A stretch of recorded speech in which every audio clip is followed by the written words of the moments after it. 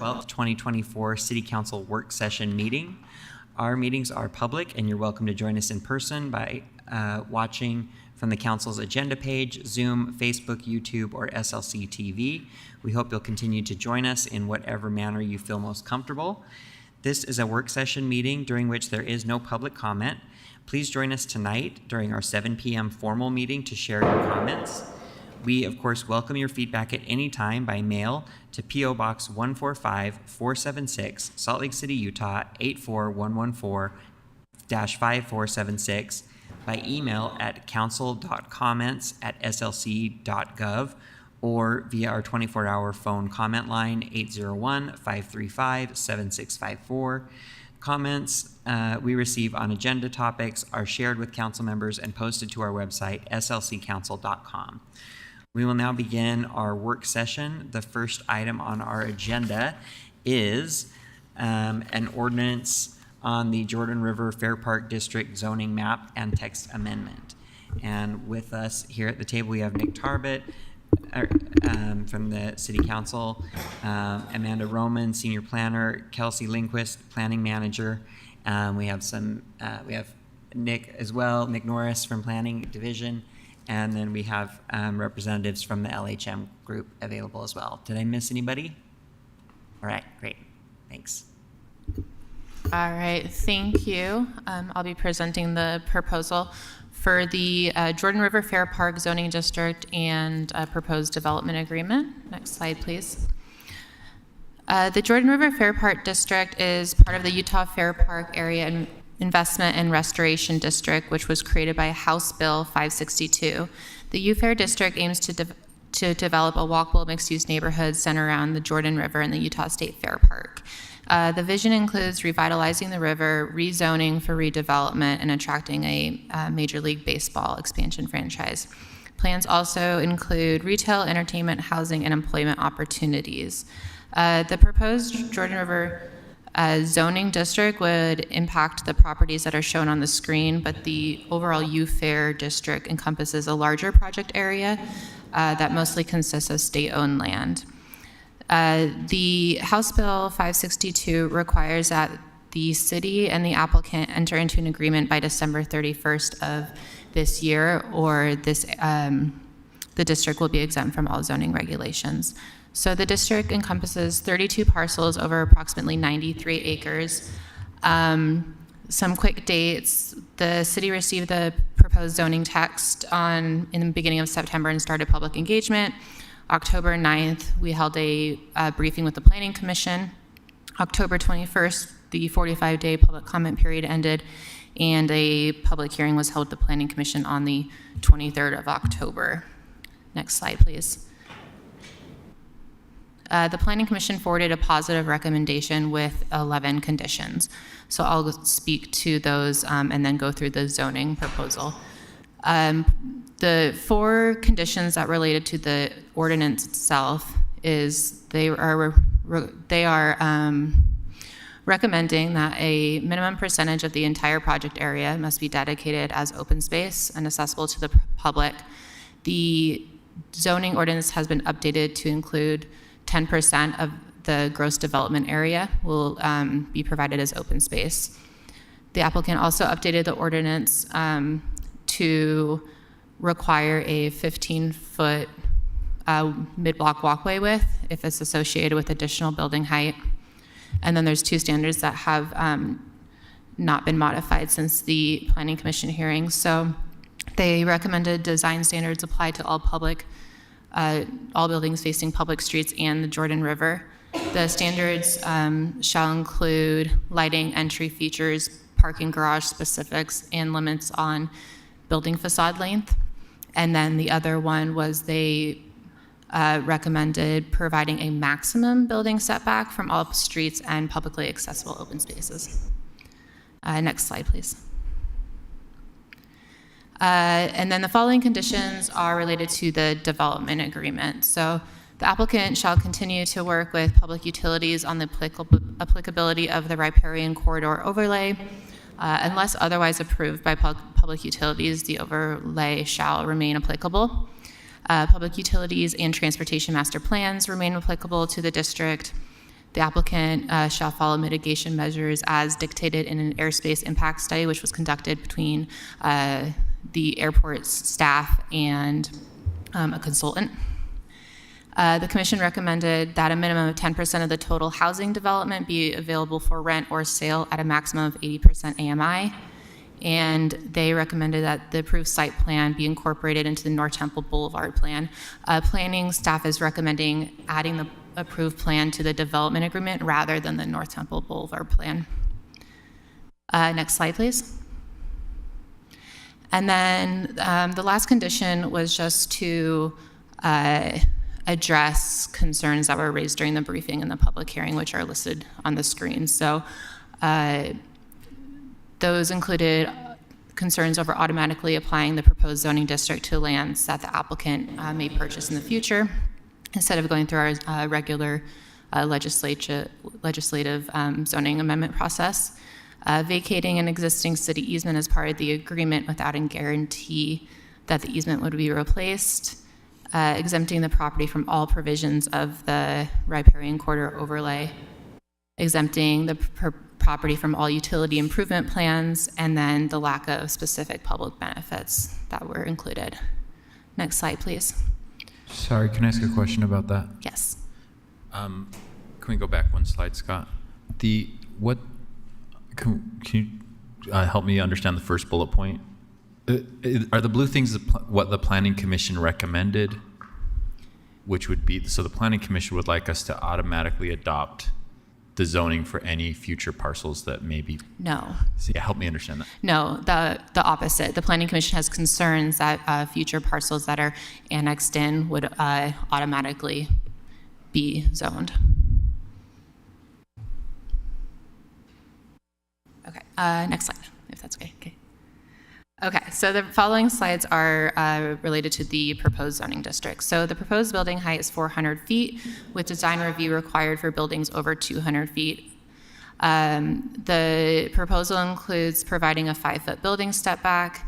The building must include one of the following: the 15-foot mid-block walkway, affordable housing incentives or open space that includes 60% shade canopy, and then the FAA must review buildings over 60 feet in height.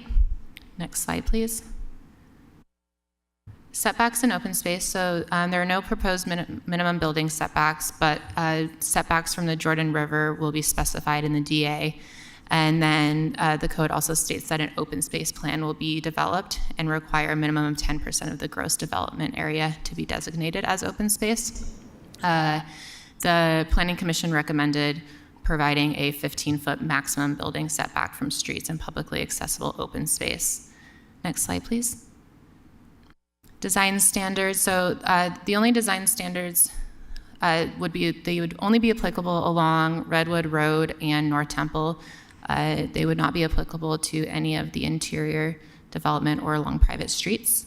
The Planning Commission recommended applying the design standard to all buildings facing public streets and the Jordan River, also with the acknowledgement that the stadium itself would not be able to meet the design standards. It's mostly tailored to just the regular buildings, multifamily, commercial, retail. The standards shall include lighting, entry features, parking garage specifications, and limits on building facade length. Next slide, please. Land uses. We discussed land uses with the applicant. The Planning Commission had recommendations to remove some land uses as they didn't align with the stated intent of the district, and to discuss those with the City Council. The applicant has not agreed to remove light manufacturing, rental agencies, or warehouses from the land use table.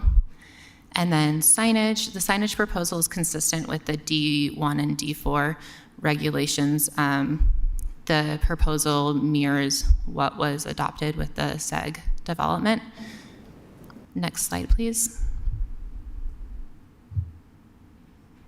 And that is the summary of the zoning. If you have any questions, I'm happy to answer them or go into more detail. Council members? Councilmember Dugan and then Councilmember Mono. Thank you for that quick update. In our discussions, we talked about, on the affordable housing side, in our discussions, we talked about affordable family housing. And, we had the 10%, but, when I look at the agreement, we just say 10%. And my concern is that the 10% will be at mostly studios or one bedrooms, but I know we had a conversation about affordable family size housing, but we didn't discover a number or a percentage or a hard number. And when I just see 10%, I'm always concerned that, yes, it's 10%, but it's going to be studios and one bedrooms and not 3-bedroom family size housing. So did that discussion get any further, and how we can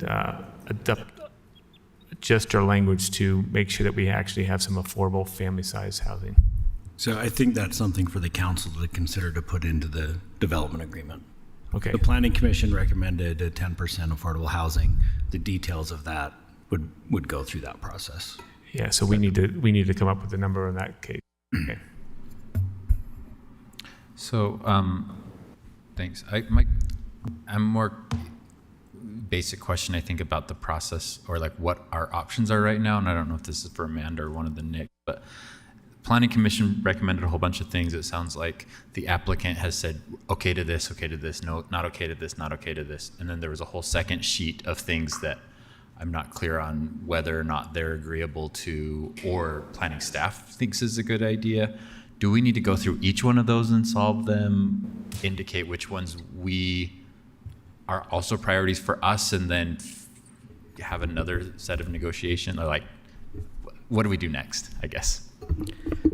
So I believe that the next steps are, we do need direction on the Planning Commission recommendations. We would need to step through those. As has been pointed out, much of them could be addressed in the development agreement.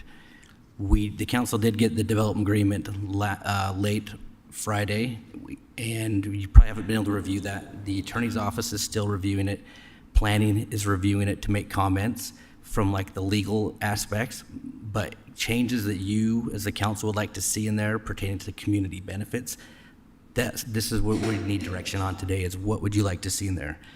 Like you mentioned, Councilmember Dugan, affordable housing, during some of the small group meetings that you had, access to the Jordan River, things like that is what we need direction from you to tell us, yes, go talk with LHM, try to get these included in there some way.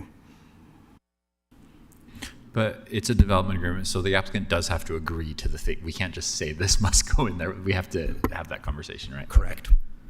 Yeah.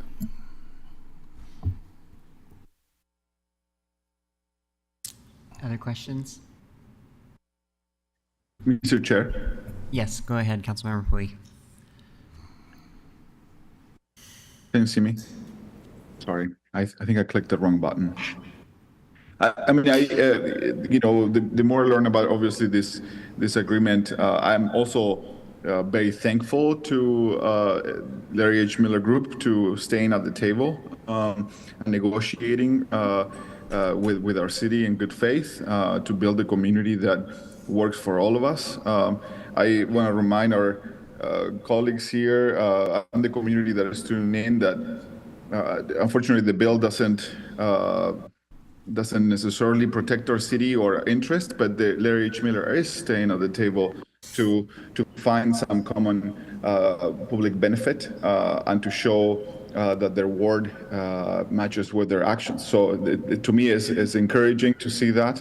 I mean, the bill allows them allows the clock to run out and potentially not have an agreement which would allow the applicant or the interested party get all of the benefits that they want to without any negotiation with the city. So I'm excited that they're choosing to stay at the table. I'm excited they're choosing not to ignore the city, they're not to ignore the neighbors, the community of color that they're joining in.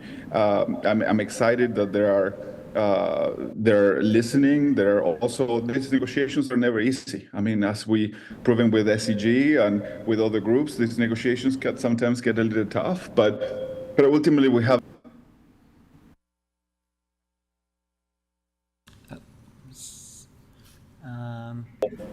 So can you hear me? You cut out just right towards the end there. Sorry, am I back online? You're back now, yeah. Thank you. I don't know what's going on with my sound.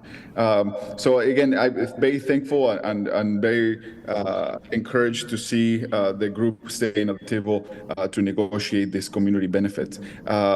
I'm looking forward to a development agreement that includes affordability for our working class neighbors, so they can also take the opportunity to join this community, a community that should embrace some level of income diversity, and join a community that is very diverse in income and racial differences. So again, very thankful to Larry H. Miller. Also very thankful to the administration for negotiating on our behalf. But to me, it's key that we maintain some level of affordability for some working class in our city, or some other agreement that may allow us to accomplish those same goals. So again, thankful. Thank you for your time. Councilmember Dugan.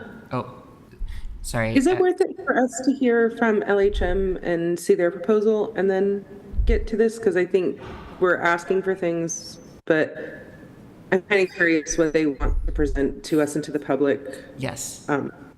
Yes. I just wanted to make sure, and I was going to ask if council members have any other questions just about the staff presentation, or if otherwise, if we can let LHM give their presentation and then provide more comments after. Councilmember Dugan, I had just called on you though, so. I can wait because my question is more on the applicant has not agreed about the removing of the light manufacturing and warehouses, and I just want to go have a maybe conversation with LHM, because we've had these conversations on the Northwest Quadrant about light manufacturing and warehouses, and I want to make sure we maybe I can ask Larry H. Miller, the LHM group, about that. Yeah, let's have LHM give their presentation and then we'll move to that part. Thanks. And if you would just introduce yourself as you come to the table here, maybe give. Sorry. Yeah. Yes, that's it, right? Yeah. Good afternoon, Chair. I'm Wade Budge. You. I'm here on behalf of LHM and as outside counsel, and I have to ask your permission. I'm going to have to leave about 4:10, but I have a colleague here who can help. But I'm the least important out of everyone at this table. That's fine. Just tap in. Okay. And tap out when you have to. Thank you, Chair. Good afternoon. My name is Brad Holmes. I'm the president of Larry H. Miller Real Estate. Happy to be here. Hi, good afternoon. Amanda Covington. I'm the Chief Corporate Affairs Officer for the Larry H. Miller Company. All right. Thank you. Go ahead. Great. I'll start. Thank you. So next slide, please. I think we wanted to start with a word that many of you are familiar with and that we've heard as we've worked with a lot of the stakeholders within the West Side community, and that is legacy, which is creating long-lasting impact of particular events and actions that took place in the past or of a person's life. As we've met with council members as well as community leaders, what we understand is this is a beautiful, vibrant, and culturally rich community that has an incredible legacy that we want to continue to build upon, not transform.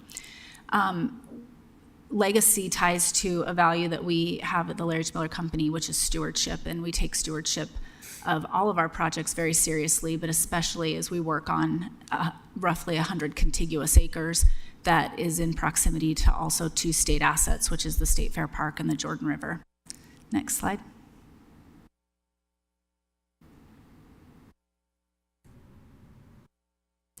Just a bit of a recap. We see ourselves not only as a real estate partner, but as a community partner, and just want to highlight all the opportunities we want to do to open doors for the community that's really tightly knitted around the Fair Park and the Power District, but we see more opportunities to work not only through nonprofit space, but also activation within the community, and we want to do that seamlessly with you at the city as well as the State Fair Park. Next slide.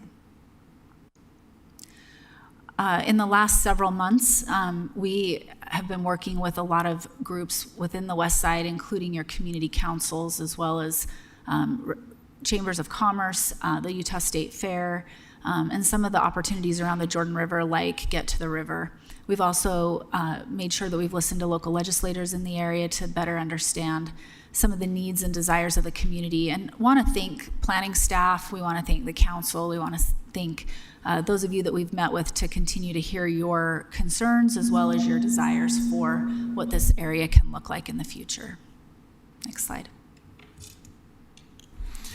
I think, today the purpose is really to just talk about the existing proposal, which is to take 6 zones. We have close to 100 contiguous acres, and to provide a zone that really allows for great urban design, great master plan, and placemaking to help build upon the west side. This is a great slide that shows current conditions of the land that is currently controlled by Larry H. Miller Group.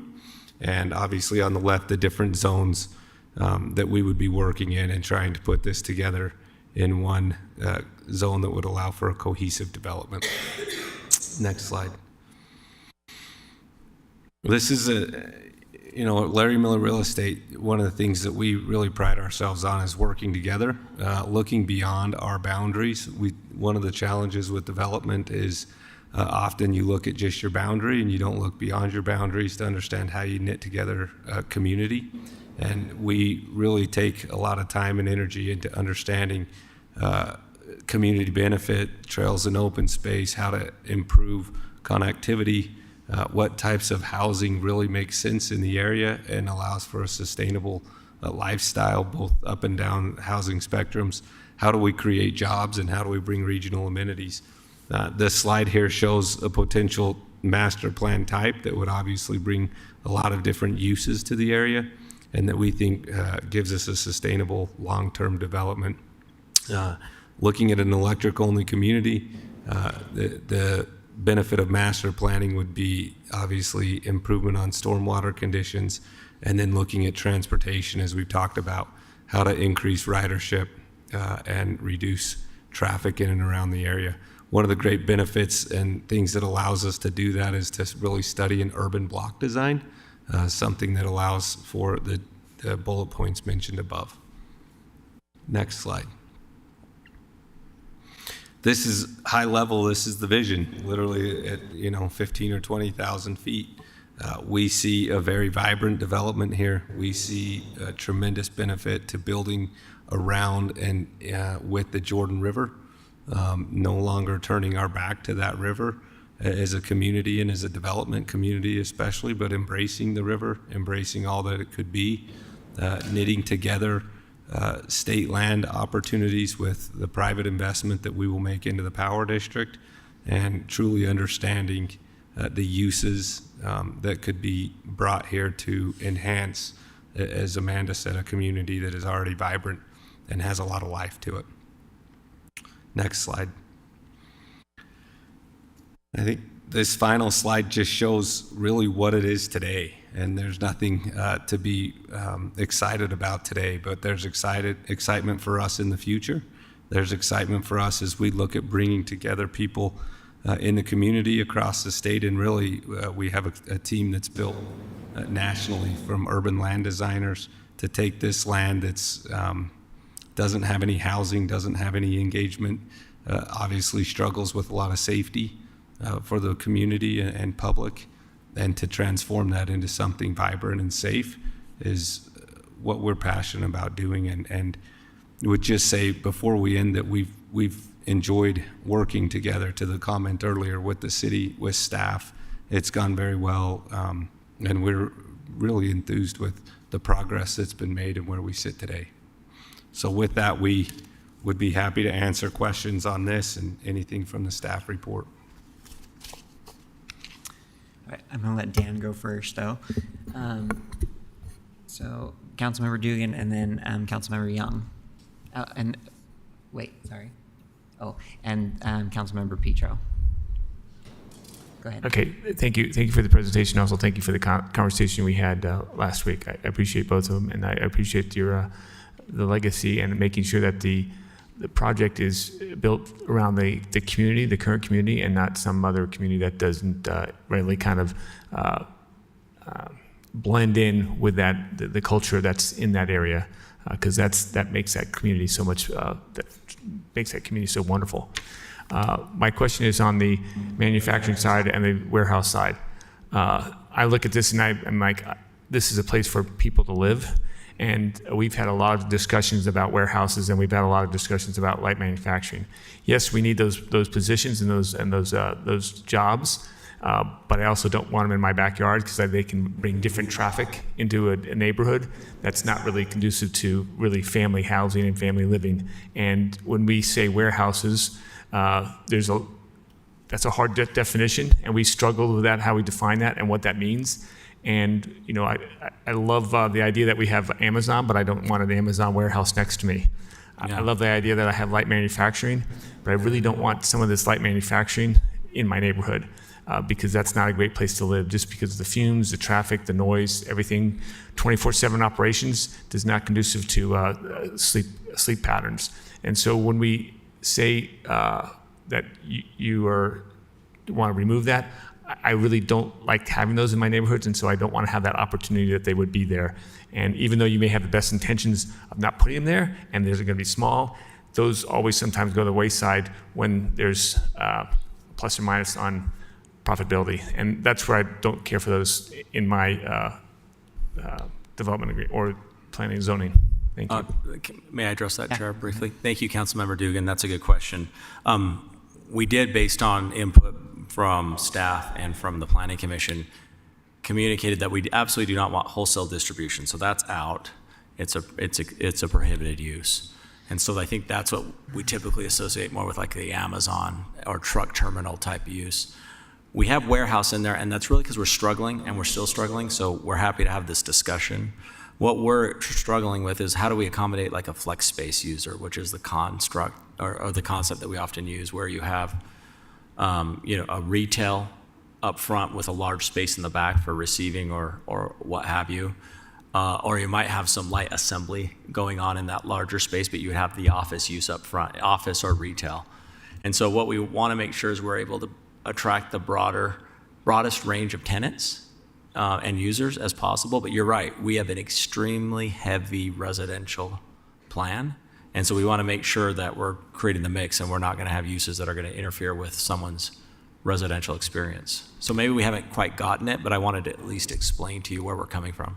Thank you for that explanation. So my request would be to get with our planning and our staff to better define what that vision of warehouse is and that vision what a light manufacturing is, because that's not the same vision others have. And I want to make sure we're very clear on what we're going to do here, because I do not want to see it in this neighborhood. I want the jobs, just not 24/7 or whatever it is, because that can be 24/7. I work 24/7 operations, and it's not quite. Understood. Thanks. Councilmember Young.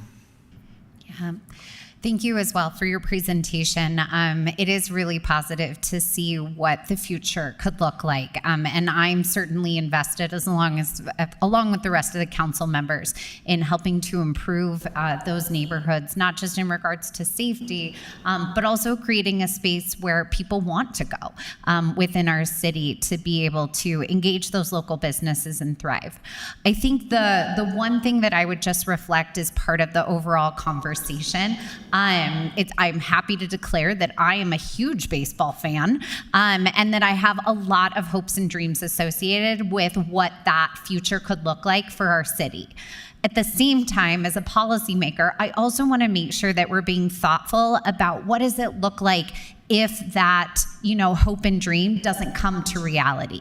And we really want to make sure that we're creating a neighborhood and an environment and a thriving center that is going to be successful regardless of the outcomes of those efforts on behalf of your organization. So just a kind of lens to keep in mind, making sure that we have that balance related to what I hope our future is, but also that we still have a future regardless of that being outside of our control. So thank you. Thank you. Councilmember Petro. Oh, can't hear you. Yeah. Only 5 years worth of pandemic Zoom, and I still can't use the unmute button. I want to amplify so much of what Councilmember Pui said. So often when you represent the West Side, it feels like you're screaming into a void, and people want the warm fuzzy of hearing you, but don't want to do the follow through of hearing you. And I really have to say, LHM is setting a new standard for what it is to follow through. When I said in a room that our cultural diversity can't be a feature, it has to be the point of the development, they literally wrote it on the board and have repeated it to me in meetings after. When I said we didn't want to be transformed, we want to be catalyzed, they wrote it down and have made it a centerpiece. I'm thrilled that this is the partner who's stepping forward. And in that vein, a conversation that I had even earlier, because I'm pretty sure they've had to hire someone just to take calls from me and take my harebrained brainstorms in stride, was that maybe this development agreement isn't the end. In our city experience, we've only had authorities that involve us as the municipality and the political subdivision of the state coming together. We see this in the port. That's how it works. And then in the previous iteration of this, it was just the fairgrounds, the subdivision of the state, and us. This is actually a really unique iteration of the authority because it is us, the municipality, the tax diverting subdivision of the state, which is the UFair board, and then the private developer that will execute. And each of us has a different role. And in that vein, there are some dependencies that LHM has on a board over which they don't have control. So we had discussed the possibility, and I want to give Amanda in particular a chance to respond on the public record to what's possible, that we would actually engage in a community benefit agreement, something that would exist outside of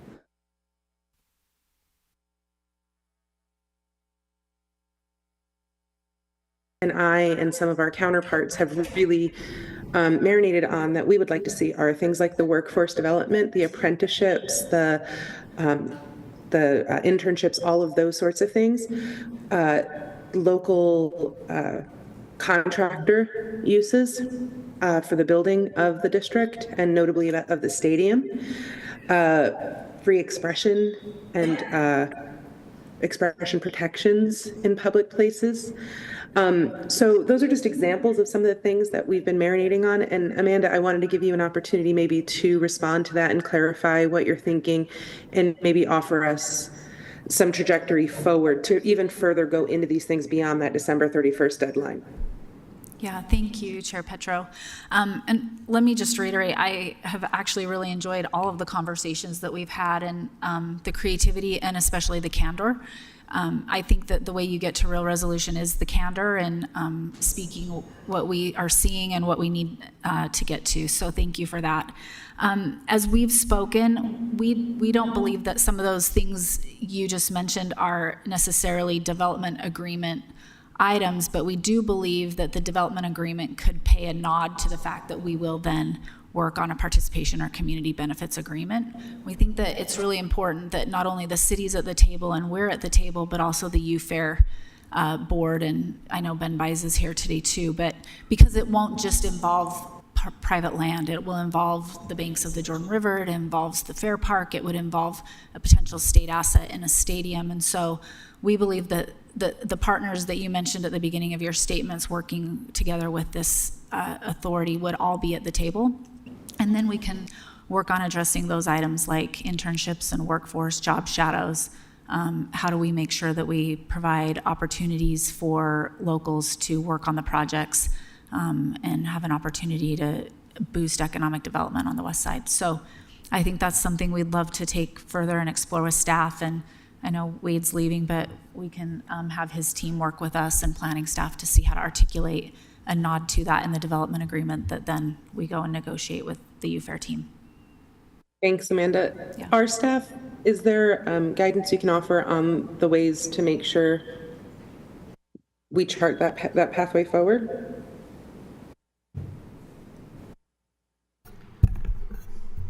Nick's coming up to the table. Thanks, Nick. Yeah, of course. I think we need to be cautious, though.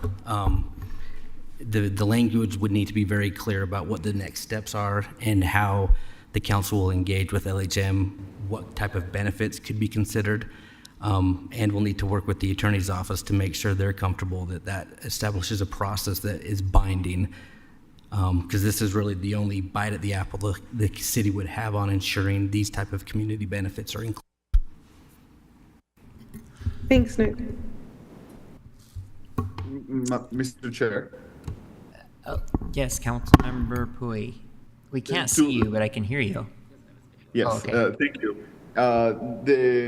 The comments right there, they're important to me that we can nail down the language on how we're going to engage on this potential opportunity here. If that's the path that the council and the city, the city wants to engage with the Larry H. Miller Group, I would love to see, what are, the deadlines, what the actual language is, what recourse it looks like to, it is just based on what the city did a little earlier this year with negotiating the agreement with the SCG group. It's important that we have this in writing, obviously, and I'm sure that everybody wants to have that certainty too. So I'm looking forward to nailing down a path that makes sense for both parties. Thank you, Councilmember Pui. Do you have more? Yeah. I was going to. Go ahead. You go ahead. Okay, I'll call on myself then. Yeah. No problem.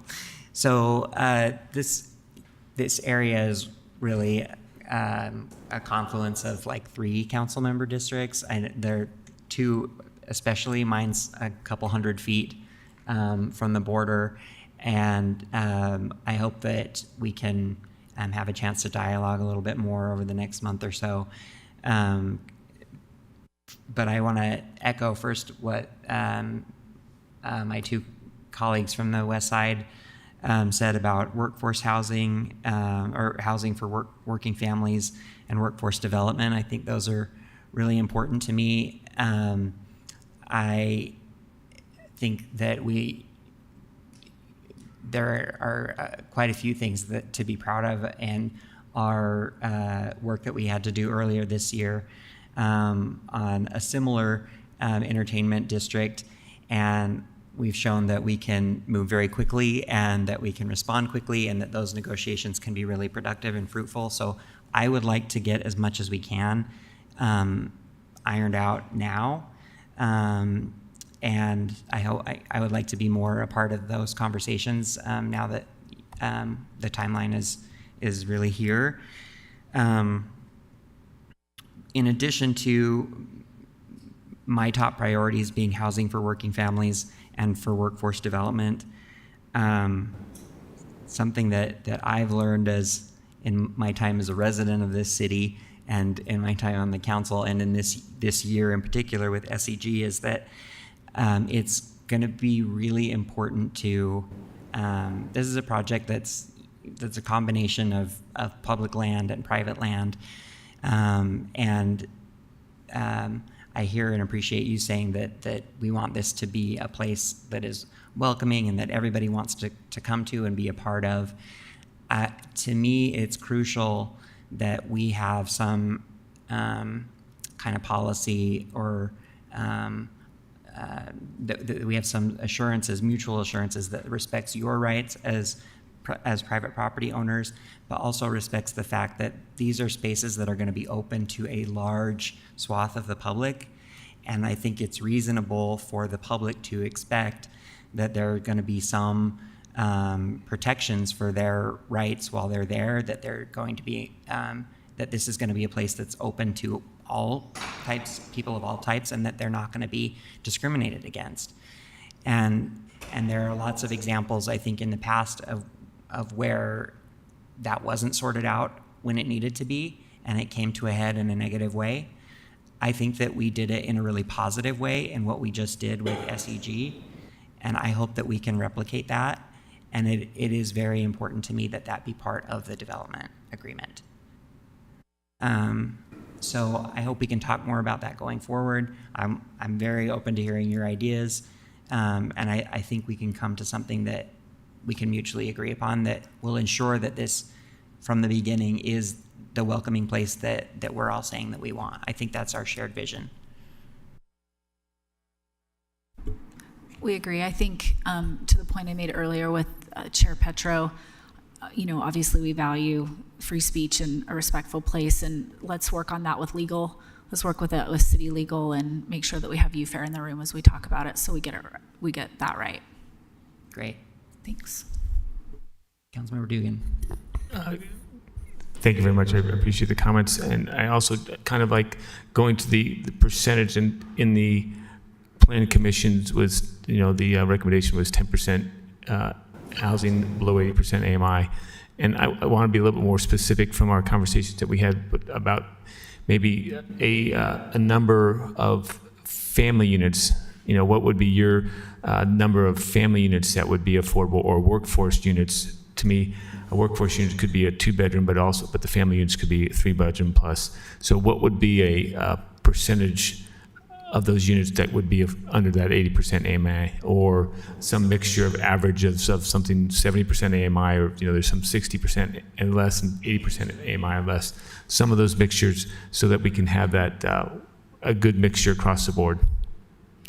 So I'd like to have that conversation, but I'm kind of throwing the ball back in you and letting you have the first cut at it. That sounds great. Mr. Chair, very quickly. Councilmember Pui. Thank you for allowing me one more time. I just wanted to say that we, as a city, are very consistent in what we are trying to achieve. And we went through an agreement earlier this year, and the goals were very clear of what we want to achieve together. And I think that the goals that you are trying to achieve your own goals are not necessarily opposed to ours. We can find agreement and space in those spaces, and we can find tools that allow us to accomplish our city goals while your project moves forward. But ultimately, I'm excited that you are still engaged and that you are here. Well, I'm not there, but I'm in the meeting. That you are talking to our city experts. I'm excited for all of our council members to also join in meetings, talking about what our goals as a city are, so we can move this forward fast in the next couple of weeks.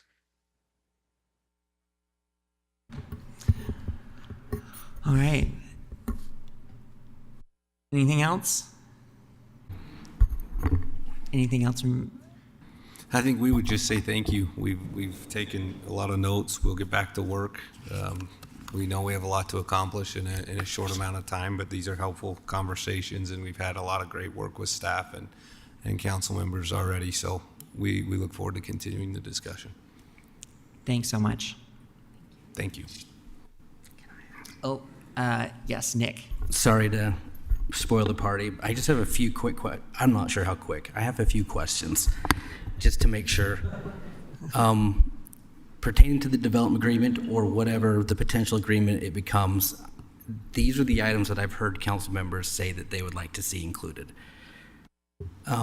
Workforce or family type housing, river access, 24/7. There was concerns expressed about that, so you'd like to see that included somehow. Addressing the easement in and out of the river, as well as the city-owned property on the east side, work out whatever that land swap could potentially become. Workforce development and internships, and then also continuing to address the riparian corridor overlay concerns that were raised at the Planning Commission. And then finally, open space. Some type of minimum amount of open space. Nick, may I And the free expression, sorry. That's in my other list up top. Yeah, and non-discrimination. Non-discrimination. And just clarity on the light manufacturing and the warehouse stuff. Yeah. To that, there was a few of the zoning items that we still need to work out. That was one of them. Working on a definition of a flex space, what that may or may not be. We will work with them on that. And also, the attorneys are doing their review along with planning staff, and so there may be some other changes that they will recommend that the council consider. And so once we have that review, we will get it to the council. Nick, Mr. Chair. Yes, Councilmember Bui. Sorry. I just want to make sure that we, many of you are probably tired of me saying this because I said it so many times during the SDG discussions we're having, but the contractors, a focus on the contractors from the nearby area is something that I'm very interested in including. And the model was done by the RDA version in the Penguins in Pittsburgh, where they hire and encourage contractors from the area and help them get certified to be able to work in these large projects. So that to me will be a great public benefit. Okay, yeah. I agree. I hope that I was including that too in workforce development, so I hope that's clear. I should have said that earlier. But thanks for reminding me that in my mind it is encompassing that too. I intended to. Thanks. Okay. That's it. Thank you. All right. Thank you so much for coming. Okay, we will move on now to the updates from the administration portion of our agenda. So at the table, we'll have Weston Clark, Director of Community Outreach, Andrew Johnston, Director of Homeless Policy and Outreach, and anyone else who wants to join. Oh, right, okay. And we'll take a break after this. And please remind me because I can easily see me skipping past that. Okay, we just have Weston, no Andrew. I think Andrew will be here momentarily. He just stepped out. Okay, great. But I will go ahead and begin if you're ready for me. Yeah, go for it. All right. As usual, go ahead and for the first slide, we just have the reminder of the feedback page that we encourage folks to go to regularly to look for feedback opportunities for various projects in the city.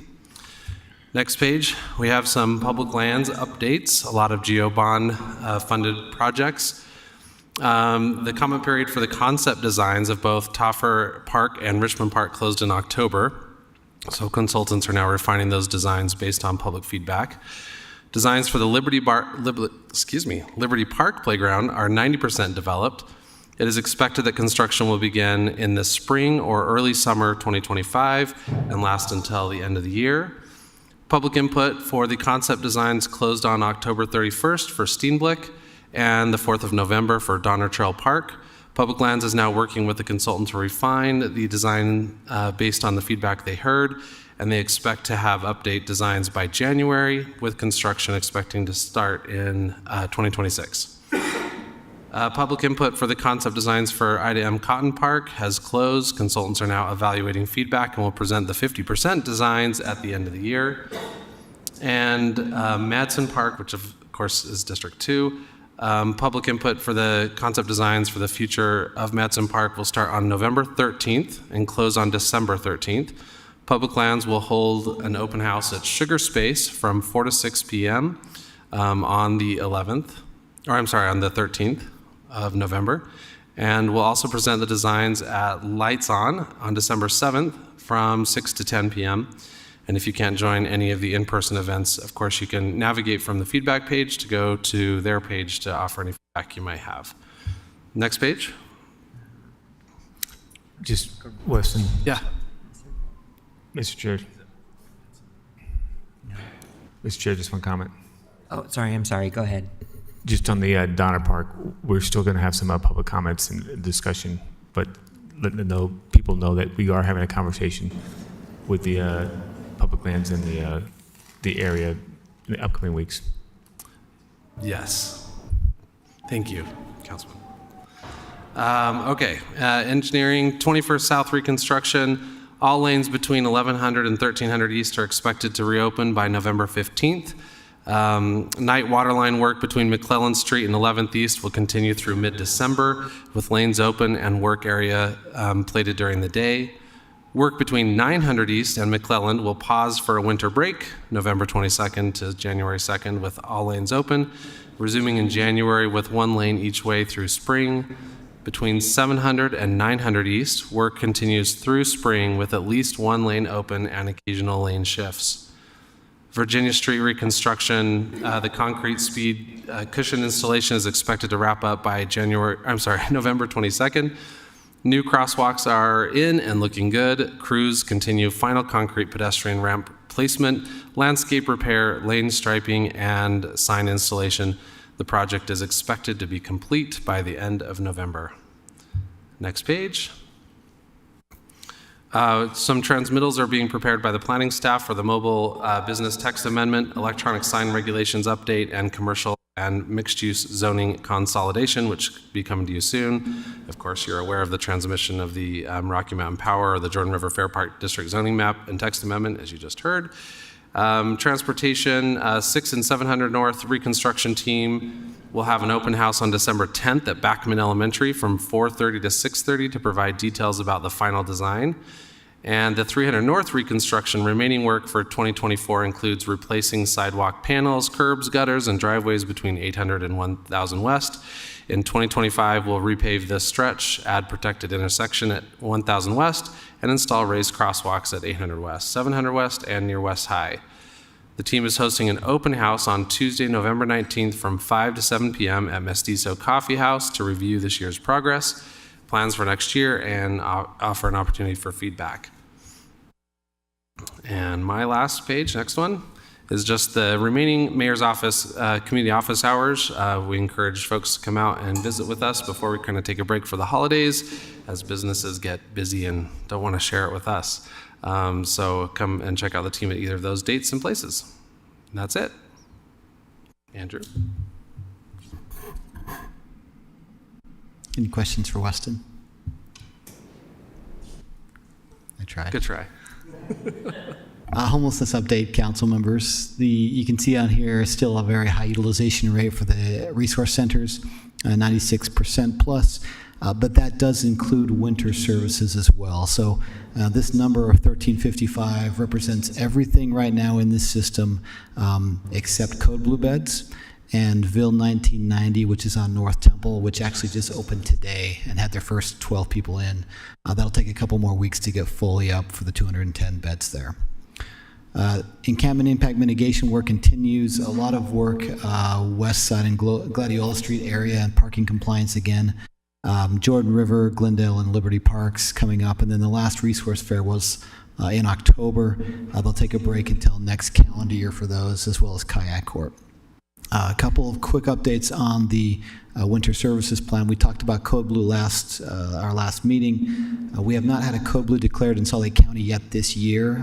The other counties have had that already. I don't anticipate, based on the forecast, to have that this week, but I would say shortly we'd anticipate that. At that point, what will happen is a nonprofit, Unsheltered Utah, is operating 2 different locations in Salt Lake City. 2 churches. They are actively looking for volunteers, and so there's a link that we shared, I think, last week with the council. We can send out again to the public, and any public member can sign up on that list, and then they'll send out emails the day of a Code Blue event and see who's interested, who's available to help with some shifts overnight at those locations. Those are generally 7 p.m. to 7 a.m. on Code Blue nights. Are there any questions on that piece? I also mentioned a second ago that Ville 1990, which is North Temple, will have 210 beds when it's fully open. It is going to be winter-only services, but 24/7.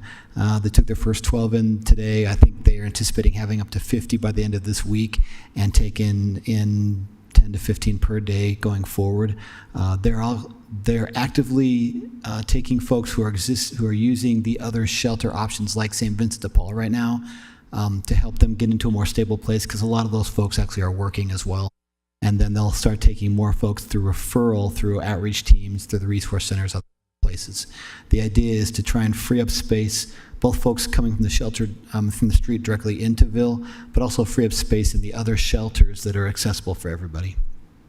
And again, I want to reiterate to the public that this year there is a shuttle service running between all the resource center sites and the winter sites, so that if somebody shows up to a shelter, they can help them find a place somewhere in the system through that shuttle service. So we're encouraging folks to go to the resource centers or St. Vincent de Paul to look for services and try and help us find a place for everybody. I will say that the 1,355 beds is not enough. We know that. With the 200 beds for the Ville and also another 200 Code Blue beds, it'll get us close. But it may be tight on some nights, so we're still encouraging folks to reach out sooner than later. We can have outreach teams go out and help folks. The police department can help get folks into places as well.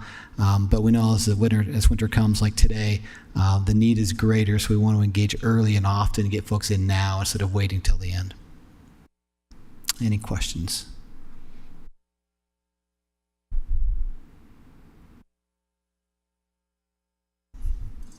Well, yeah, I'm good. Thank you.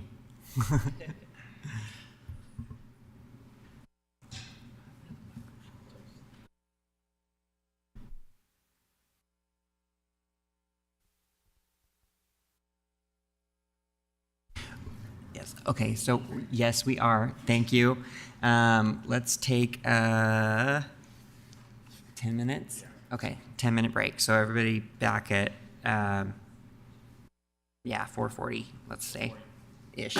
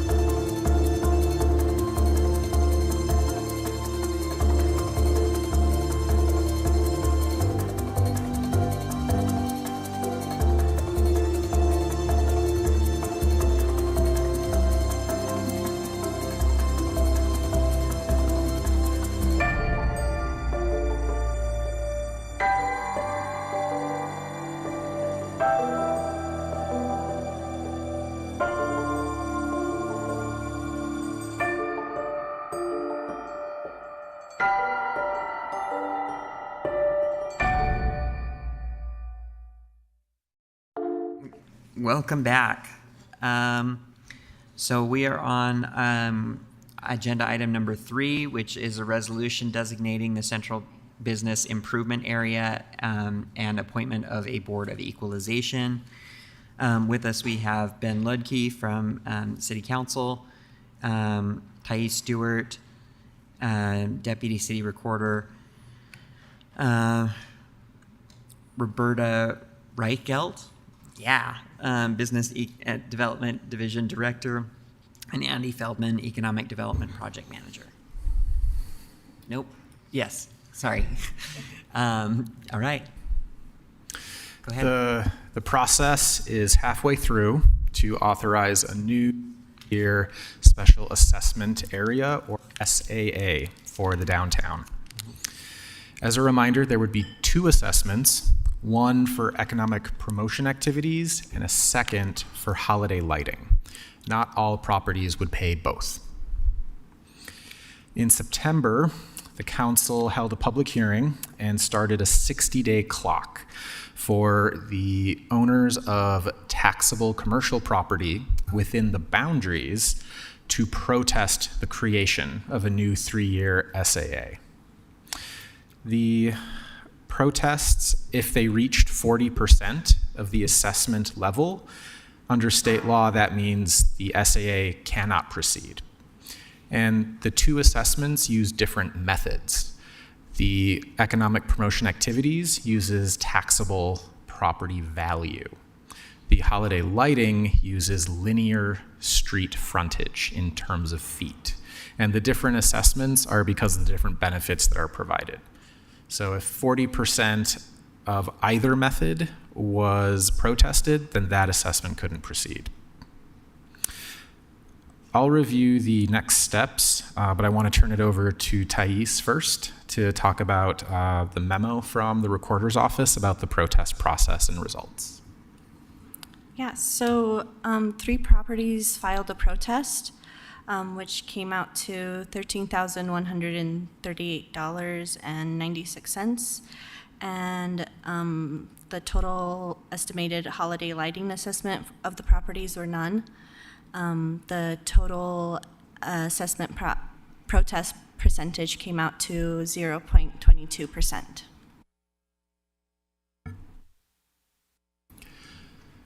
So relative to the number of properties, that's very small in terms of property owners and the value. So it's under the 40% for both. Both assessments can proceed. The next steps for the council are tonight you have 2 resolutions listed on your formal meeting agenda. One of them is to designate the overall assessment area. The second resolution is to appoint the Board of Equalization. The board is required by state law. It has 3 proposed members, one from the council office, one from the city treasurer's office, and another from the city engineer's office. The protest period that's ended was a chance for the property owners to protest the overall assessment area. The Board of Equalization is a chance for the property owners to challenge their individual assessments. There will be 3 meetings held on consecutive days in a hybrid format by the board in early January. The board will issue a final report based on those hearings to the council. It could include recommended modifications, such as if a property owner says that their assessment doesn't reflect their benefit. That report comes to the council. You can choose to accept or modify the recommendations from the board. And then the final step is to adopt an SAA ordinance, likely in February or March. It depends on your meeting schedule for next year. Are there any questions? That's everything we have. I don't have any questions. Anyone online have any questions? No, we're good. And just so you know, Councilmember Lopez Chavez and I are on just my name, so we're both here. Okay. Okay, I think that's it then. Thank you so much.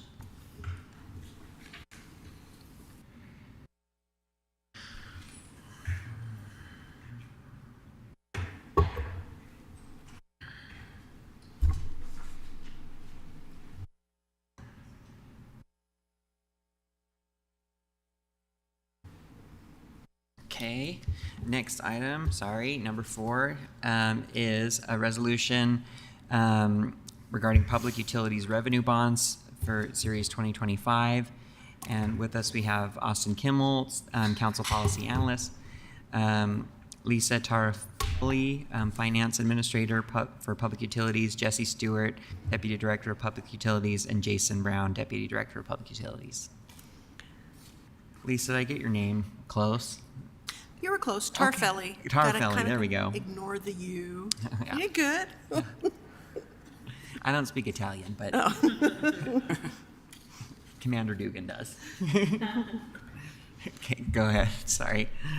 All right. Thank you, council members. The Department of Public Lands plans to issue another round of bonds up to $225 million to finance capital improvements for the water and sewer utilities. $99 million of the issuance would be dedicated to the sewer utility and used exclusively for the wastewater reclamation facility.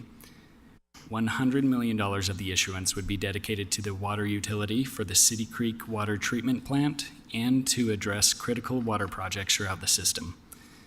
A future budget amendment to accept the bond proceeds is not required because the funds were anticipated in the Public Utilities FY25 adopted budget. The council's potential action during the formal meeting on November 19th would be to consider adopting the bond parameters resolution. This resolution begins a public protest period during which residents can provide feedback about the proposed bond. A public hearing will be held December 3rd as part of this period. And with that, I will now turn it over to Public Utilities. We all look at each other about this. Council members, this particular bond issue, as was mentioned, was planned as part of our long-term planning capital strategy for the department. It's in that 5-year plan that we present you every year as part of our budget.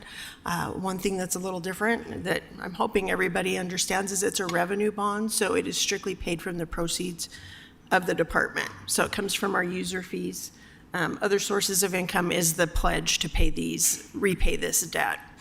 So this particular debt, as was mentioned, for the sewer utility is part of our match. It's a multi-year match for our WIFIA, our Water Innovation Financing Infrastructure Act, that big long thing, to match the $348 million we received in a low interest loan from the EPA. So our match has been solely coming from bonds. And when we talk about the sewer utility, 100% of this bond is directed to that project. On the water side, it's a more broad approach to our capital plan. One of the projects that was mentioned in the transmittal to the council was the City Creek water treatment plant reconstruction. On that particular project, we do have a FEMA BRIC grant that pays just over $36 million of that project. So this bond, a portion of the bond proceeds of $1 would be to match that grant to pay our portion, but we also have significant other projects relating to resiliency, replacement of aging infrastructure, items of that nature that will be funded through there. And so some of the projects that we have, Lisa lost her piece of paper. No, I did not. Just like some of the bigger ones is one of the projects we're working on is a joint project with Metro concerning Cottonwoods Connection, which is a resiliency project for us. So Metro is the Metropolitan Water District of Salt Lake and Sandy. Yeah, sorry. Shouldn't use my little acronyms. You guys are supposed to just read my mind. That, and then we have some other pump stations, the East-West Conveyance, which is a multi-year, multi-section project that's anticipated to be funded from this. Phase 4 Upper Conduit is one of our kind of near-term projects that's being used, plus there's additional projects that are designated in the water fund to meet that. So one of the things that these bonds don't pay for additional staff. This is just all project work specifically. So it's paying for construction and design services associated with these projects. There's our 2 large projects. We have specific public engagement efforts on both of those.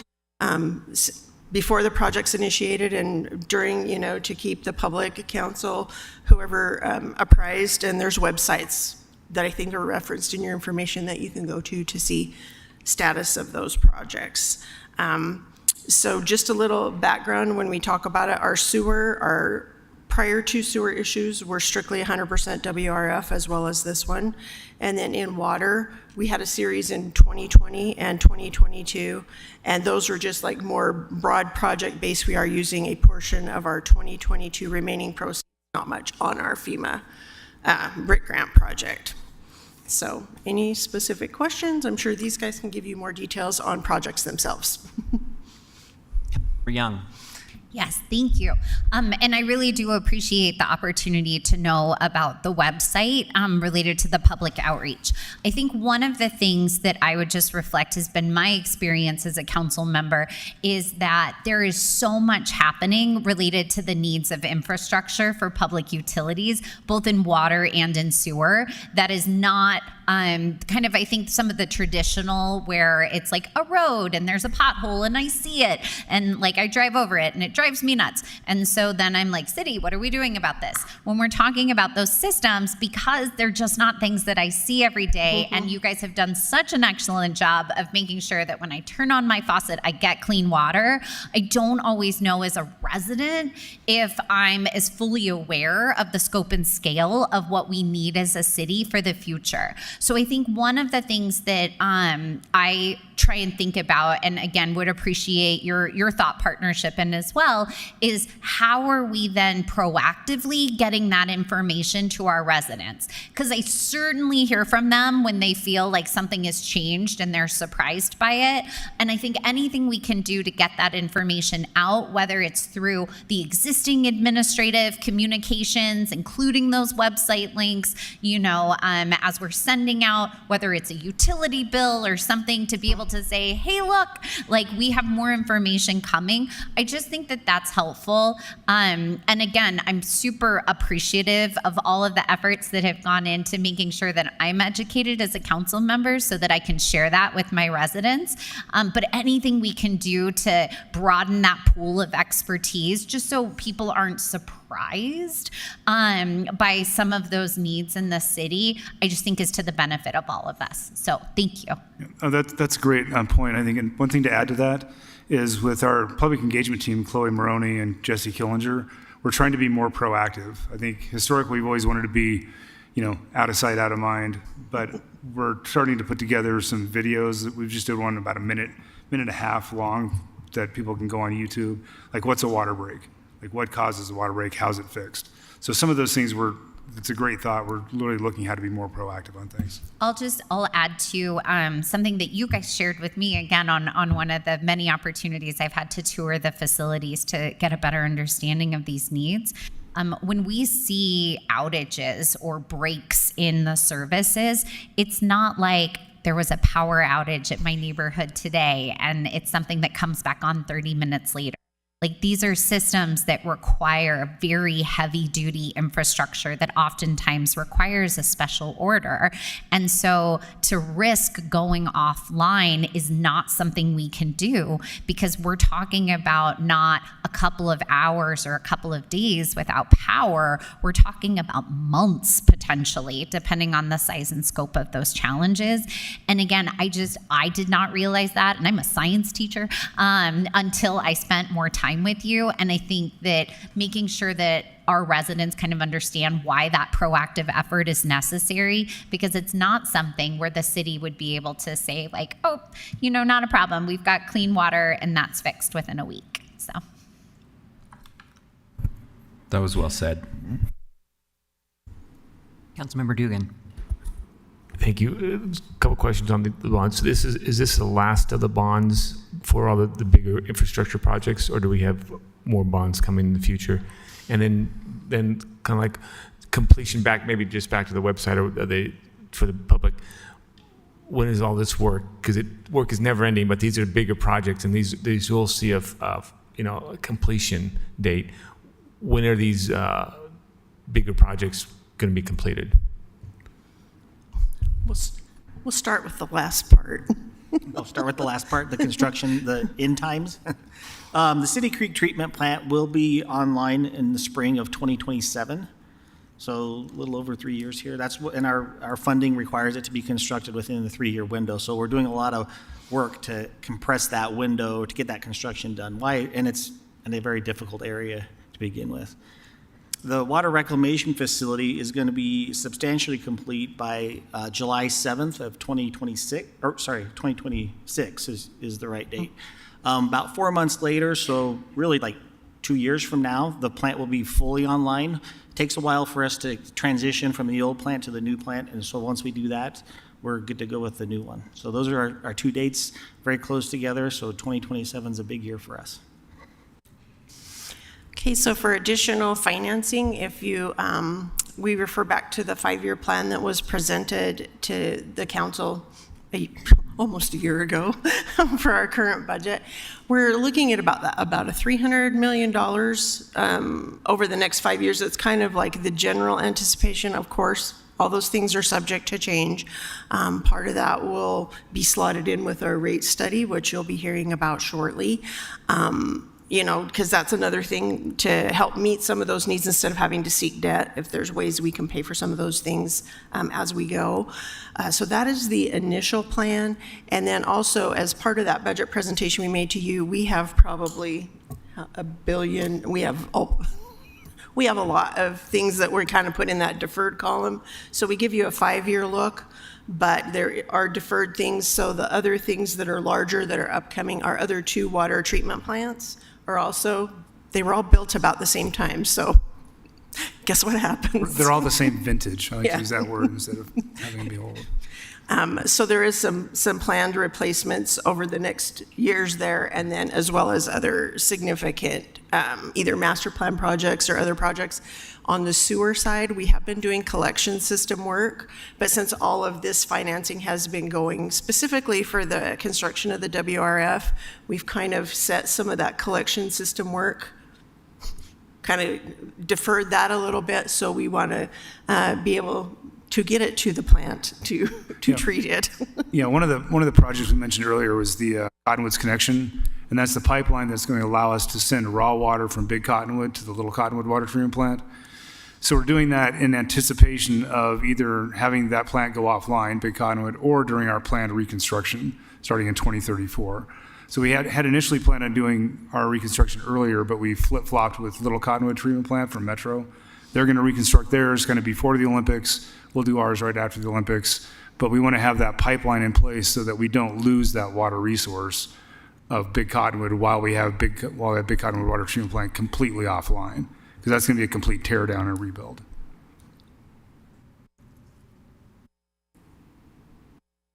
All right. Okay. I think that's all the questions we have. Thank you so much. Thank you much. Thank you.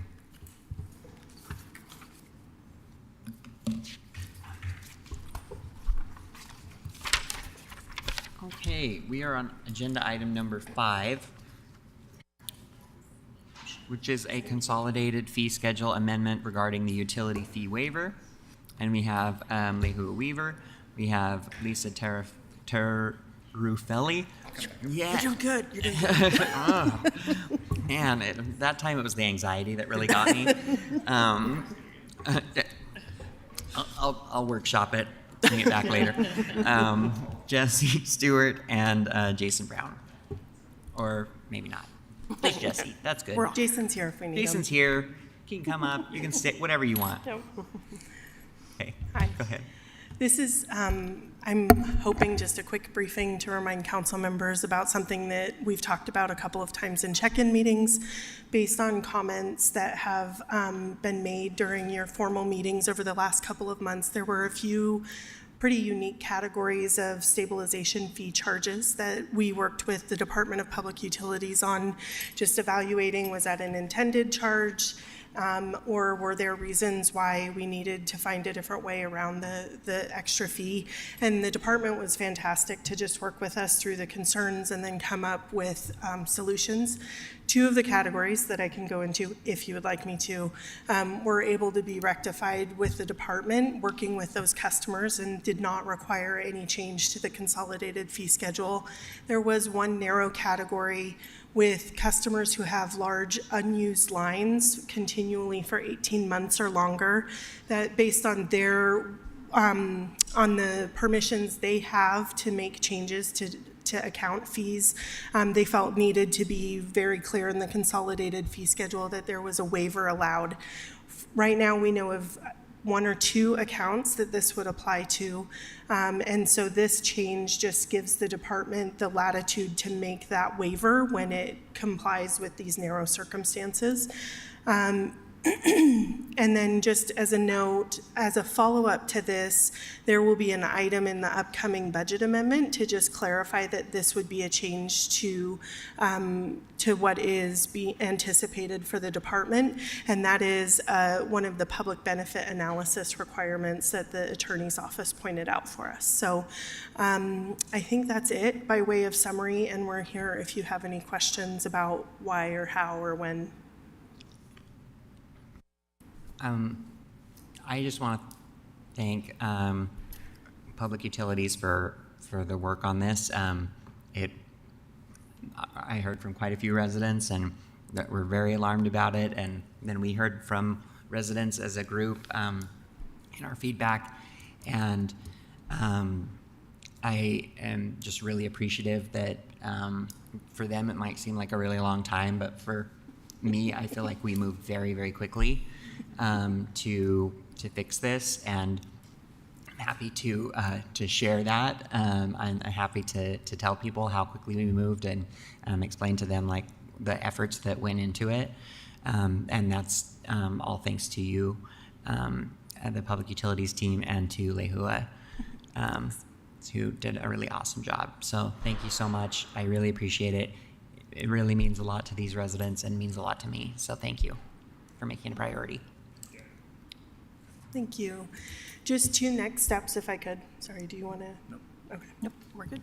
Just 2 next steps. So this item is on your agenda for tonight under your new business items section, so that it can be taken care of as quickly as possible. Because it's not increasing fees, there's no requirement for a public hearing. And then as another note, just because this has to do with increasing costs within the utilities, as you just heard, bond issuances and paying those off as revenue bonds, the department is planning on coming back to the council with the results of their rate committee recommendations. That transmittal was just recently received in our office, and what we're hoping to do is to set up small group meetings with council members to just more thoroughly examine what the rate study recommendation is and how that will affect the rates across the utilities, so that then the department can do pretty robust public engagement over the later part of winter and early spring before it comes back to you all as a part of the annual budget proposal. So I don't know if you guys have any questions or more information to share on that, but I just wanted to tip that off because the stabilization fee was a temporary or 1 year, I guess, fee based on the revenue needs of the department. And although the stabilization fee will be going away, next year it will be replaced with that new rate structure designed to generate the revenue that the department needs for all of these big capital projects they have. So just long-term impacts. Okay, thank you. Thanks.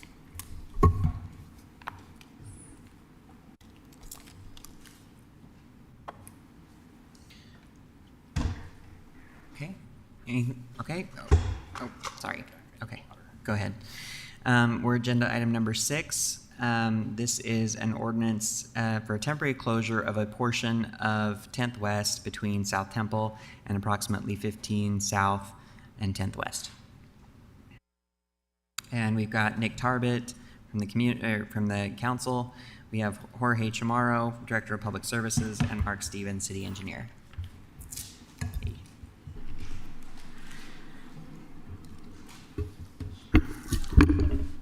So, as you pointed out, this is an ordinance that would temporarily close a portion of 1000 West between South Temple and approximately 15 South. It would close that to help assist with the city trying to work our way to come into compliance with the quiet zone regulations. It would close off, I believe it's 4 railroad tracks, is what the street goes over at this point. So we're here to answer any questions you may have on it.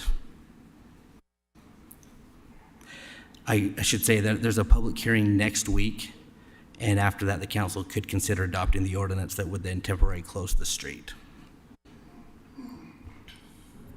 Can I just make sure I'm understanding this?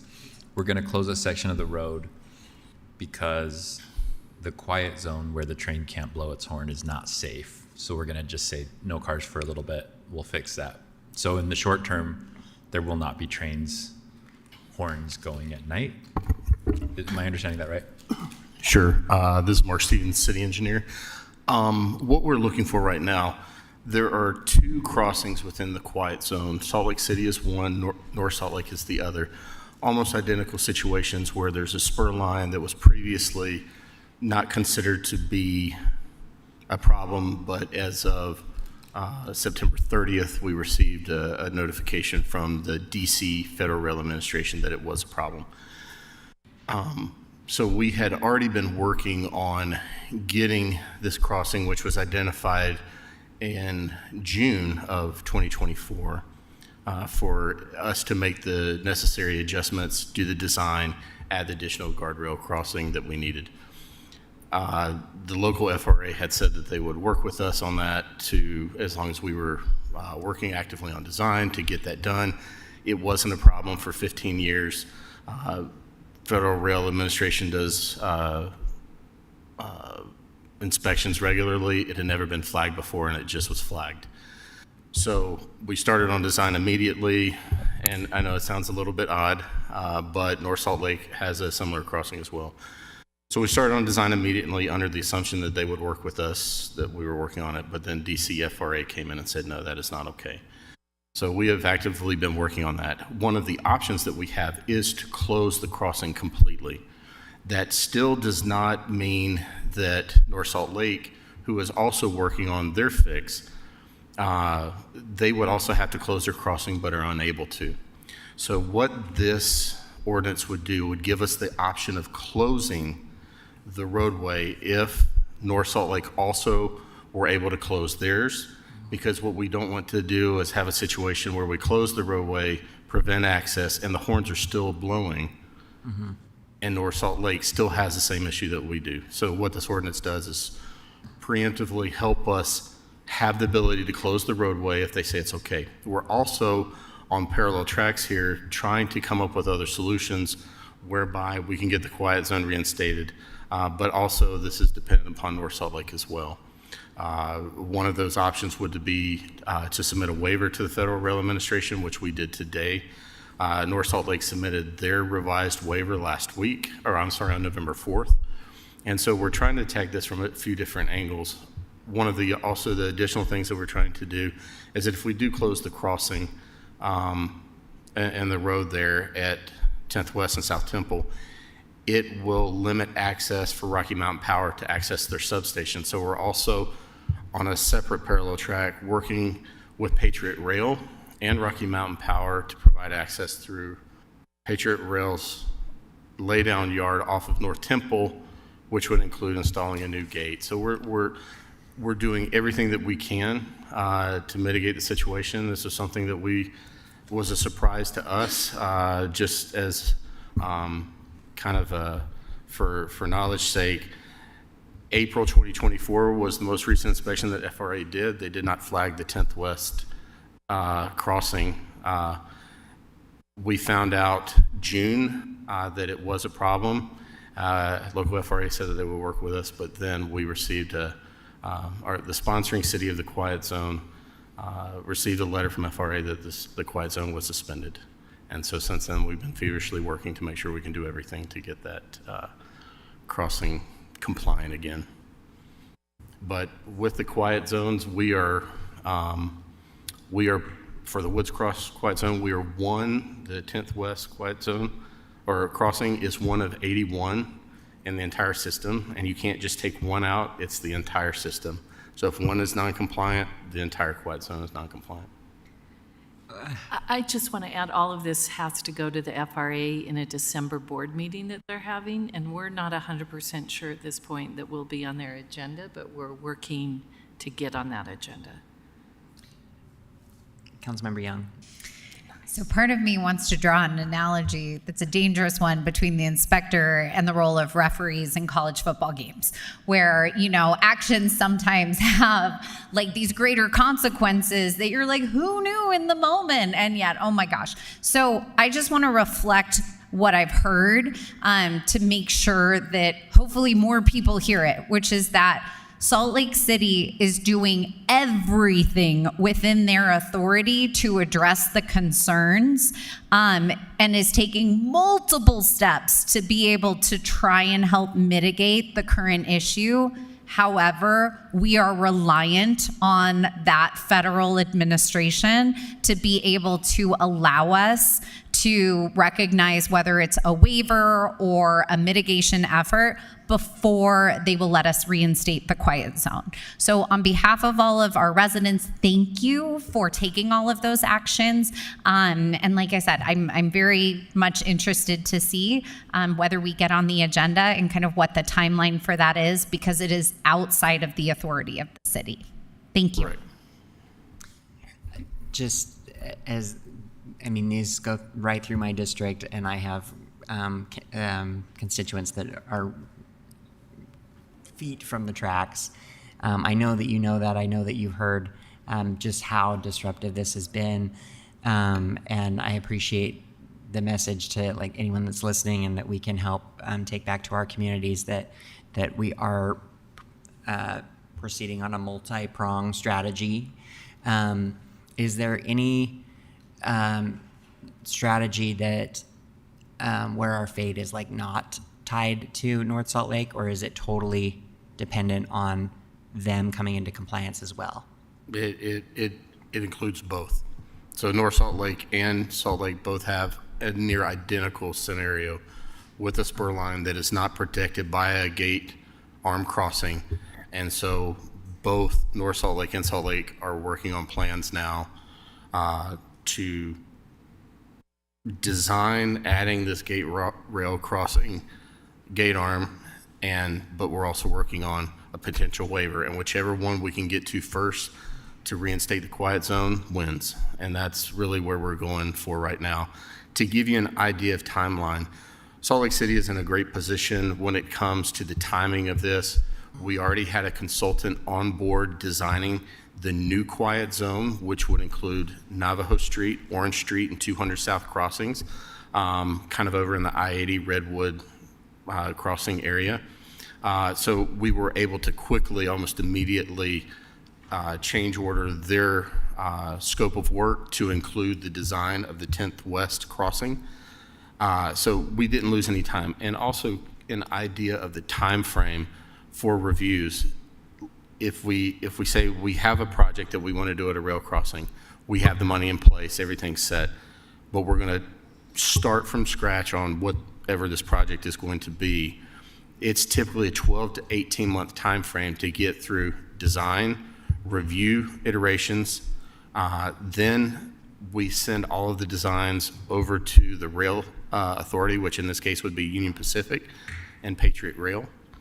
And then they come up with a cost estimate, and then we reimburse them with that money.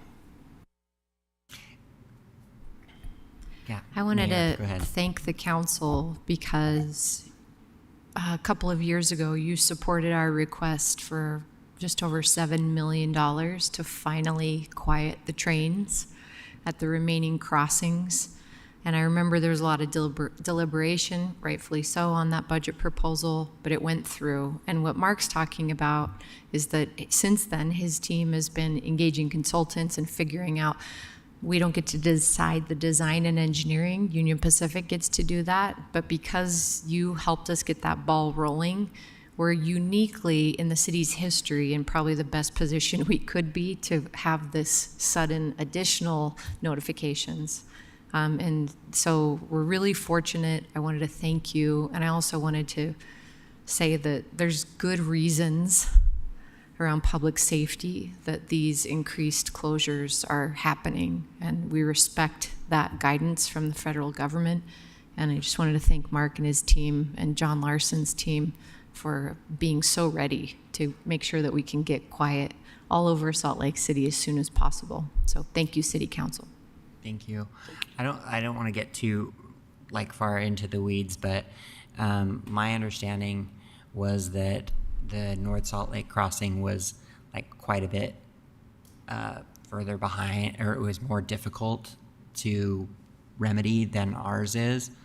And our understanding is that they currently have funding. The project is funded. They're starting on it. Oh, good. Okay. So they don't have the funding component that may be a challenge. It's now just the time frame to get through everything. And they have submitted their waiver. We have submitted our waiver, and hopefully the waiver will buy us time. And what the waiver requests is that we have time to be able to go through the process, which includes Union Pacific, FRA review, and reinstate the quiet zone during that time frame, until which time we can get the construction done. Okay, and then just follow up on one other thing that you said. You said at some point that there were 80 different crossings, maybe, or where there were Correct. Problems. No, so each quiet zone has a sponsoring city. Salt Lake City participates in 3 quiet zones. The 3 sponsoring cities are Murray City, Lehigh City, and Woods Cross.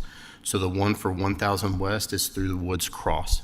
Okay. In the Woods Cross quiet zone, there are 81 crossings. Ours at 10th West is one of those 81 crossings. I see, okay. Got it. And the majority, every year we will get a FRA inspection done, and we will receive a deficiency letter that typically lists out what the deficiencies are at crossings. Those are typically limited to update paint markings, update signage, graffiti on signage.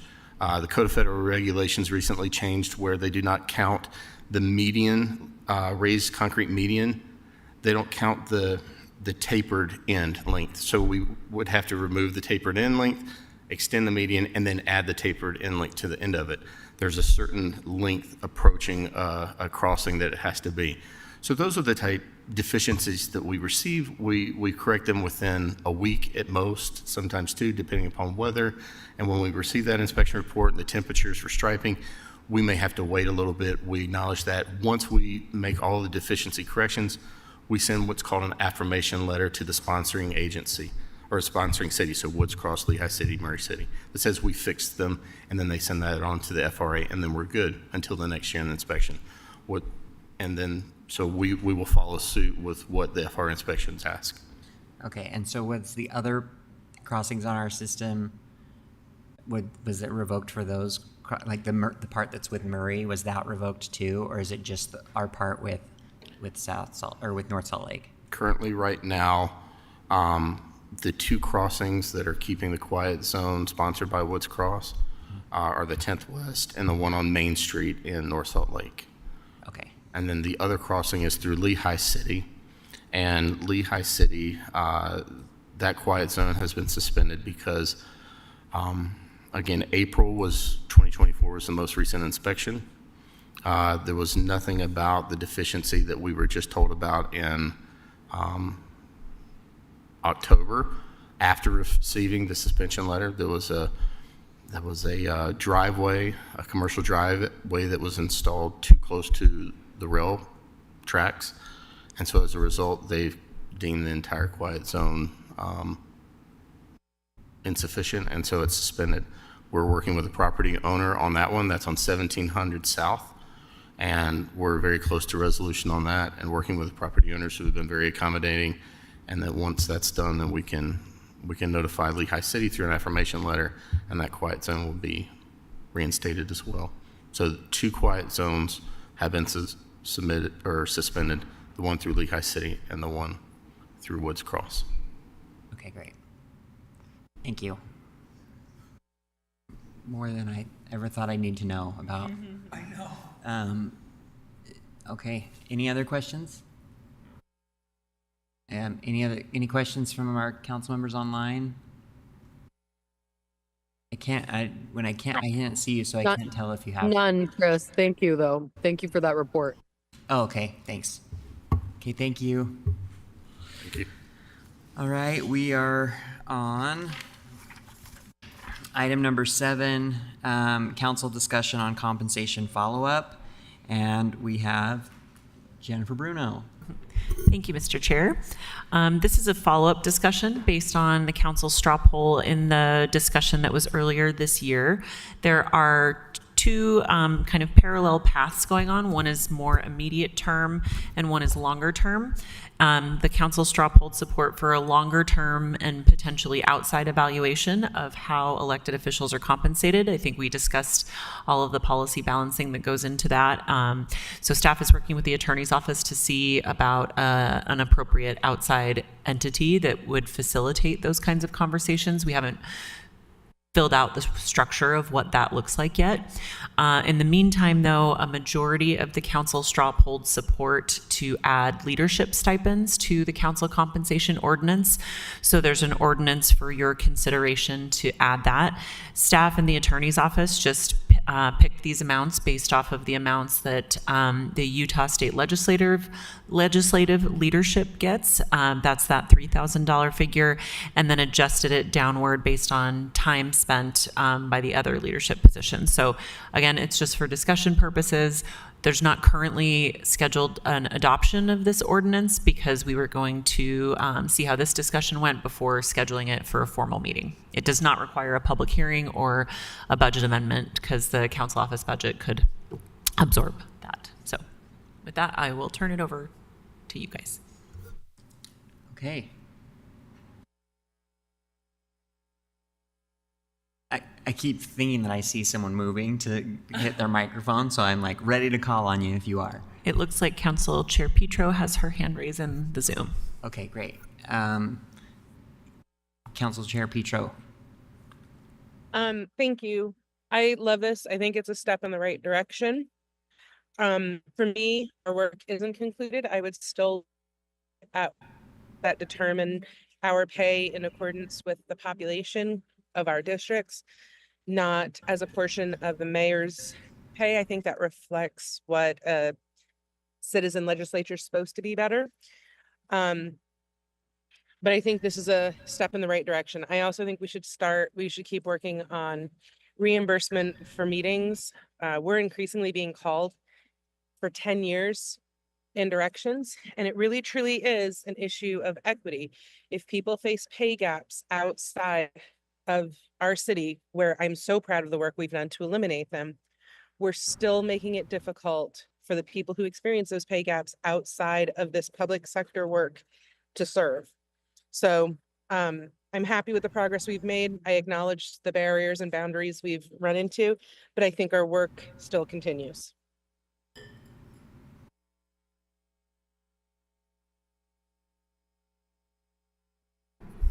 Councilmember Dugan. Thank you, and I appreciate the conversations we've had on this subject. I'm not in the same alignment as Chair Petro. I just focusing on the stipends for different positions. I look at it and I go, I think there might be some unintended consequences of having a stipend for these different positions, and I feel that what we have now is a solid position where there's 7 council members. We're all considered equal. Someone does step up to the plate to be a chair or vice chair, knowing that there's going to be additional work there. And I think that also allows them to requires them to be at more events, but also allows them to maybe also delegate or ask other council members to step up to go to different events. And I sometimes think that if we start paying more for some of these different chair positions and vice chair positions, it may actually put more pressure on them to go to those events. And then because they're getting paid more, hey, you should be going, and why should I have to go to this thing event? And I think there could be some kind of like this discord because someone is getting paid for a chair position and another's not. And I also look at other boards that we're on, and I think, well, there's the COG, there's the WFRC, there's the League, there's the LPC, there's the URC, there's the Inland Port Board, there's the Airport Board, all these different things. Do we give them a stipend also because those are just as, maybe not as important, but they are also very vital for us to run as a city, but they're not being compensated for because they're outside of our general area. So I look at these things, and then I think we can go down a rabbit hole here of trying to disperse on which level is worth more or not more.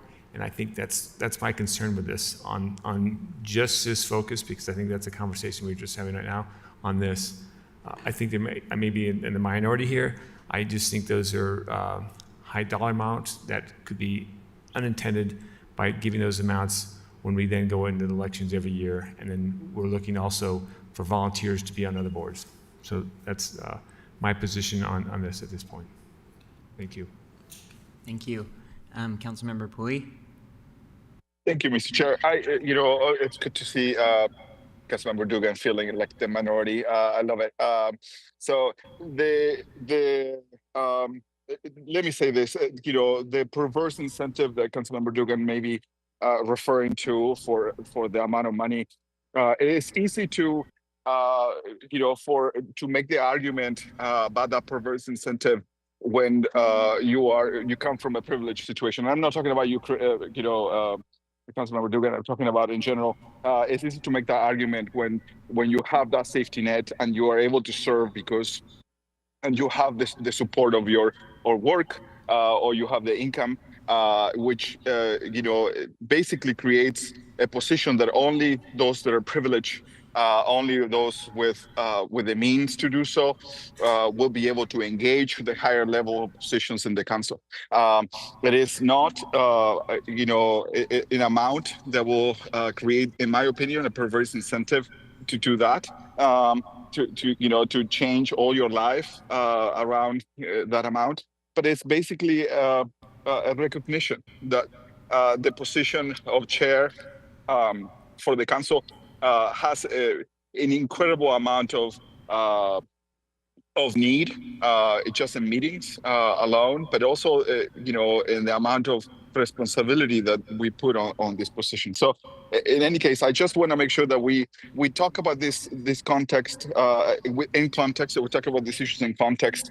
And I try to put myself in the situation where this was a very important part of my job, and it still is.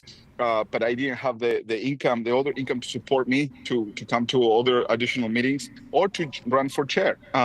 So I think that we need to focus on the amount and also recognize that we know each other and we know what the job entails.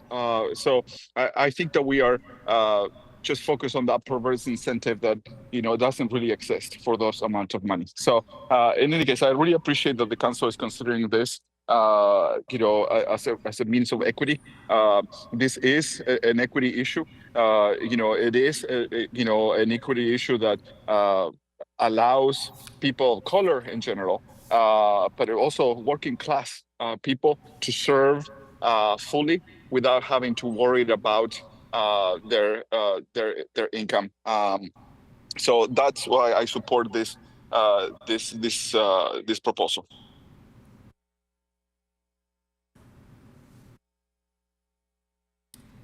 Okay, so are you asking for a straw poll? I think it would help staff to have a straw poll for council members who support scheduling it on a formal agenda. You don't necessarily have to decide how you might vote in that formal agenda, but it would help us to know if it's ready to even put on a formal agenda. Yeah. So is the Go ahead, Councilwoman Young, sorry. So is the proposal straw poll item being requested the comprehensive item, or is it just specific to the stipends being proposed for leadership? I'll defer to the chair in case she was about to answer that. But the way I see it, it would just be for the ordinance adding the stipends. That would be the next sort of formal step that you guys would take if a majority is interested in this. Too. That would be my understanding too, to move on the spot where we have consensus. So just the so I just want to clarify, because I felt like that there was a couple different items being addressed within that presentation, and the discussion. So if it's just specific to the leadership stipends, I just want to clarify that, because if we're adding more to that, it will probably change my vote. Yeah, my understanding, it would just be the ordinance that just adds leadership stipends. I think the longer term conversation would come back to the council for further discussion before any progress is made on that. So if I can just add to that, so I support that, moving forward as part of the greater conversation, because I do think that there should be opportunities for what that next steps look like, the opportunity for us to hear public feedback related to what that type of a proposal looks like before making any sort of decisions. So that's just my personal position related to wanting to see the conversation advance so that we do have something formal with which to be able to get feedback. I'm in agreement with you, Councilwoman Young. That's my intention too. And so this is just moving it forward, and this would be starting in January of 25. Is that all part of the next level? I think the council could discuss that, whether it is effective as of January or effective upon publication. The way it's written right now, it's upon publication. So it would depend on when you schedule it for a vote. I think that's up for discussion. And the amount is that would still be up on that next level discussion. It could be. I'm sorry, something just occurred to me. As part of it, do we have language related to proration, it being prorated? And I guess the reason I ask that is because, looking ahead to the future, there could be a situation where someone is in leadership but decides not to be in leadership. And I would hope that we have a flexible enough policy to be able to address that there could be a transition. And so if that is a friendly amendment, I'm putting it into the ether for consideration. I think we could absolutely work with the attorney's office on that language. So, okay, I'll propose a straw poll that we move this forward to a formal meeting for deliberation. What is the... I think it would be for action. For action. Mm-hmm. And we would include motion language so that you would have the ability to decide when it's effective, and then I feel like adding the language about prorated length of service is a great suggestion and probably makes sense from the beginning. So we can work with the attorneys on that. I'll try that again. I propose a straw poll that we move this item forward for action with a motion sheet language that will address date that it becomes effective and prorated for terms of service, and understanding that not everyone serves a full year. Yeah.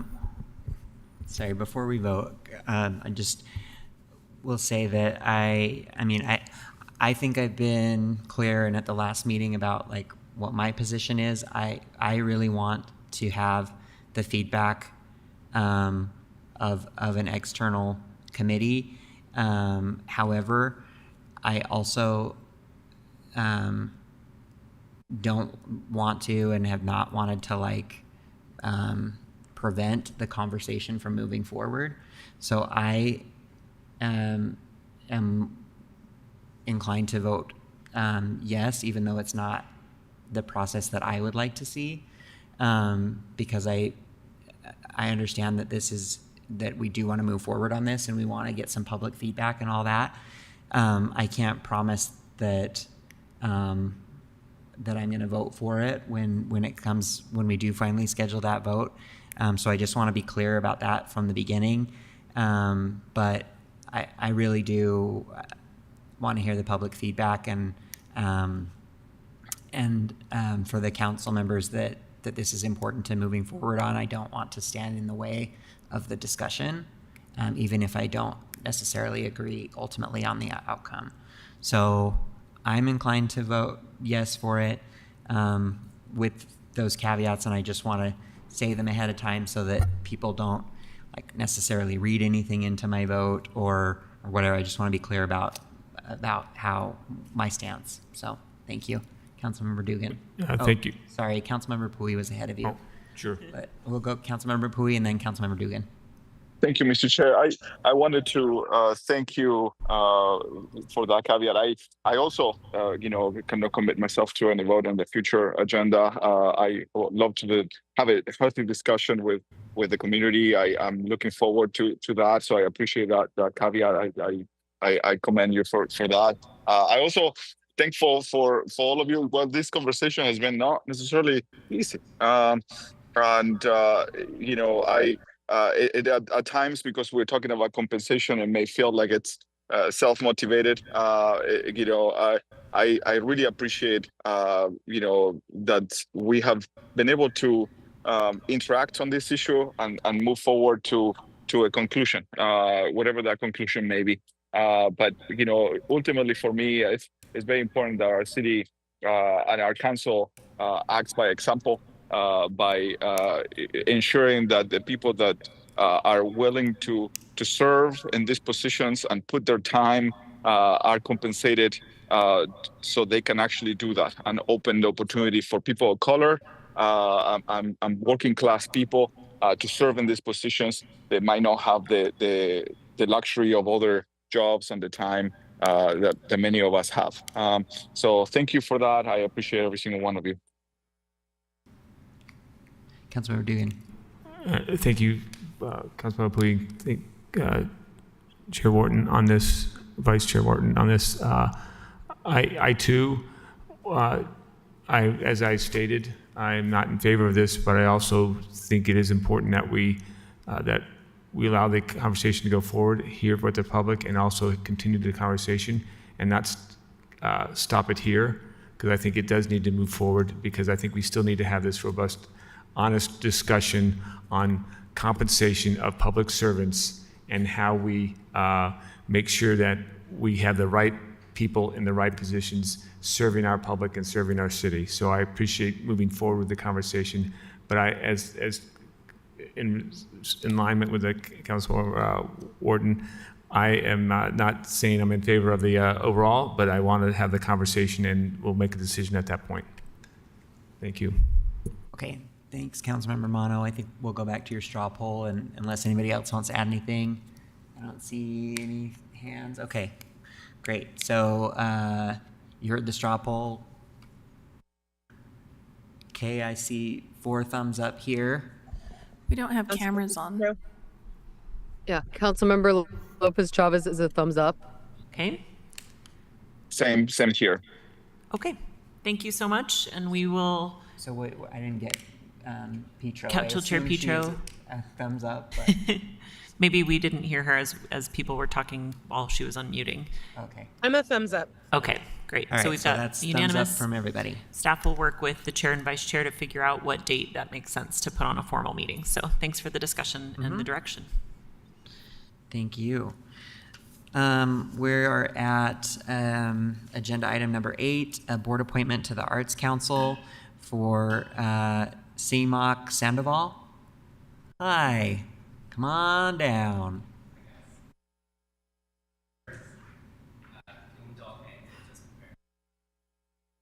Of course, yeah, no, go ahead. You This just is turn your on the time microphone. Yeah, just make sure you turn on the mic, but this is your time to tell us what you want us to know about you and your interest in this position. Okay, beautiful. Again, good evening, council members. I appreciate you taking your time after what I'm sure has been a long working session. My name is Cuauhtemoc Sandoval, but most people call me CMOC, so feel free to call me CMOC. I'm a proud resident of District 3, where I live with my husband and our 2 daughters, now 3 and 10 months. I started this day much differently at the doctor's, holding one and trying to get the other to be in a cup because we thought she had a UTI. Luckily, she does not. So been a busy day. Since moving to my husband's hometown of Salt Lake City almost 7 years ago, I've made it a priority to actively support and engage our vibrant arts and culture community. My passion for the arts, professional experience, and previous board service make me a strong candidate for the Salt Lake City Arts Council Board. Here's why. Number one, I'm committed to the Arts Council mission. As an avid supporter, I regularly attend the wonderful programs the Council offers, from the thought-provoking exhibitions at Finch Lane Gallery to the vibrant celebrations of diversity at the Living Traditions Festival. I've experienced firsthand the Council's positive impact on the community. My professional background in marketing and advertising has equipped me with the skills to promote the Arts Council's mission effectively. I have a proven track record of helping organizations of all sizes achieve their communication goals, and I'm eager to leverage this expertise to expand the Council's reach and impact. And lastly, my previous board experience with the Utah Arts Festival and currently with UMOCA has given me a depth of understanding of the unique challenges and great opportunities facing arts organizations in our city. I understand the importance of strategic planning, financial oversight, and community engagement, and I'm committed to using this experience to support the Arts Council's success. In closing, as our city continues to evolve, the arts will play a vital role in documenting and shaping our collective story. And I'm excited by the opportunity, in whatever small way, to contribute to the process to help empower our community, express its creativity, and tell its stories. Thank you for your time, and I'm happy to answer any questions. So now is the time when we usually gloat over this person is from my district and aren't they great? So I'm doing that for you. Thank you. Thanks for representing District 3 on this board. I also have a young baby girl. Yeah, congrats on the new addition. Thanks, you too. Right back at you. So, yeah, thank you for your willingness to serve, and thank you for bringing the perspective that you bring as the representative for District 3. I think we'll all be well served by having your voice on the board. I don't have any questions. Councilmember Young? I just also want to say I appreciate that you also bring the lens of being a parent, because I do think that a lot of times, sometimes art can have that focus on the adults in the community, but it is just equally as important for our kids. And so thank you for bringing that as part of your commitment to the city. I'm excited. I appreciate that. I've been told by many of my friends that they're like, I think your daughters have been to more museums than I have in the last year, so something I actively try to instill in them. All right.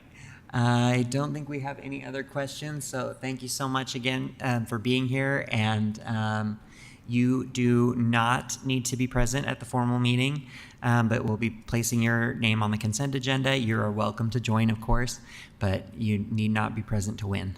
Sounds good. Thank you so much. Thank you. Bye-bye. Okay, the next one is a board appointment to the Community Development and Capital Improvement Programs Advisory Board, or CIP Board, and that is Dallin Jones, who's joining us remotely. Yes. Excuse me, can you hear me? Yes. Okay, awesome. I don't know if you can see me or not, but I guess that's besides the point. We can see you. I'll just kind of, what would you want from me? Oh, well, just if you want to just tell us a little bit about yourself and what your interest in is in this particular board, or some people talk about their professional background and how they plan to bring that into the conversation. It's just your time to kind of introduce yourself to us. So anything Sure. you want us to know is great. Okay. Well, my name's Dallin Jones. Born in San Francisco, adopted by a Mormon family, grew up in Fairview, Utah. It's about 100 miles south. Professional background, I've been in construction and real estate development for 30 plus years. As far as education, I'm working on my second master's. It's in law. I'm halfway through a doctorate in business. My other master's is in business as well. And I just feel like I'm in a place in my career where I can contribute more to boards. I am on the DIA board, Dual Immersements Academy board as well. Yeah, I just feel like with my background and my education, I could bring a lot to, contributing to the advancements of, the different programs that we'll be, talking through, I guess. Chair. Yes. Thanks, Dallin. Did I read correctly that you also volunteer with Habitat for Humanity? Did I make that up? No, I'm sorry. I'm on the board for DIA.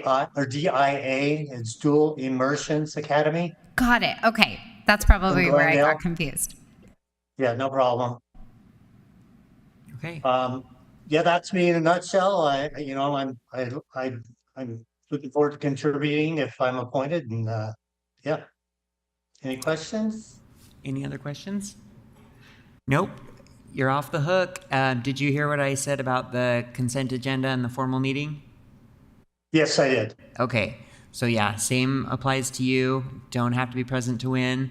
You're welcome to join us if you like, but we'll place your name on the consent agenda for tonight. Sounds good. Thank you. Appreciate it. Thank you. Bye-bye. Bye-bye. Okay. Okay. Yeah. Okay, so we're at agenda item number 10, which is an ordinance enhancing temporary zoning regulations. And I don't have anyone. Maybe I can just do a really quick summary. This is a temporary land use regulation, which is a tool that the council can use in very rare circumstances where there is an urgent need that has been identified for an ordinance change or an ordinance pause, I should say. This would temporarily allow the Volunteers of America Youth Resource Center at 888 South 400 West to increase its maximum capacity to house homeless youth.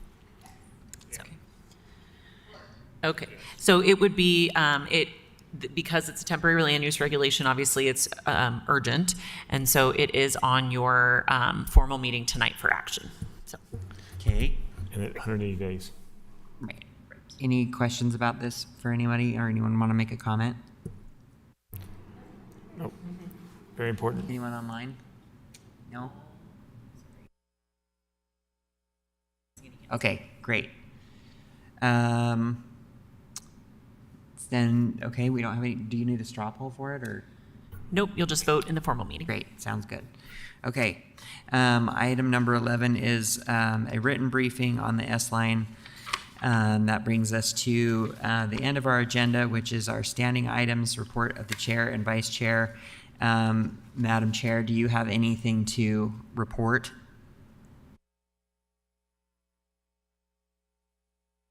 Doesn't sound like it. I don't have anything to report either. Anything from council staff? Nothing to report. Okay.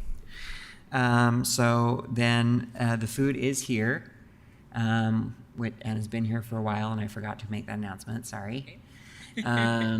So might be a little cold. That's me. That's my fault. I think Tucky was working on that, so hopefully not of course too she bad. was. Tucky's awesome. She's on okay. it. So we do have a tentative closed session scheduled, so I will entertain a motion to go and get food and then to come back for the closed session if someone wants to make it. What's it for? Discussion. Item F. Yeah, discussion of and deployment of security personnel, devices, or systems, and attorney-client matters. Mr. Chair, I move that we enter closed session for the purposes of discussing deployment of security devices, personnel, or services, and to receive advice of counsel. All right. I have a second, or a motion from Councilmember Mono, a second from Councilmember Young. Any discussion to this? Okay, we'll go ahead and vote. All in favor? We have to roll call. Yeah, individual. Yeah, no, that's right. I'm sorry. How could I forget?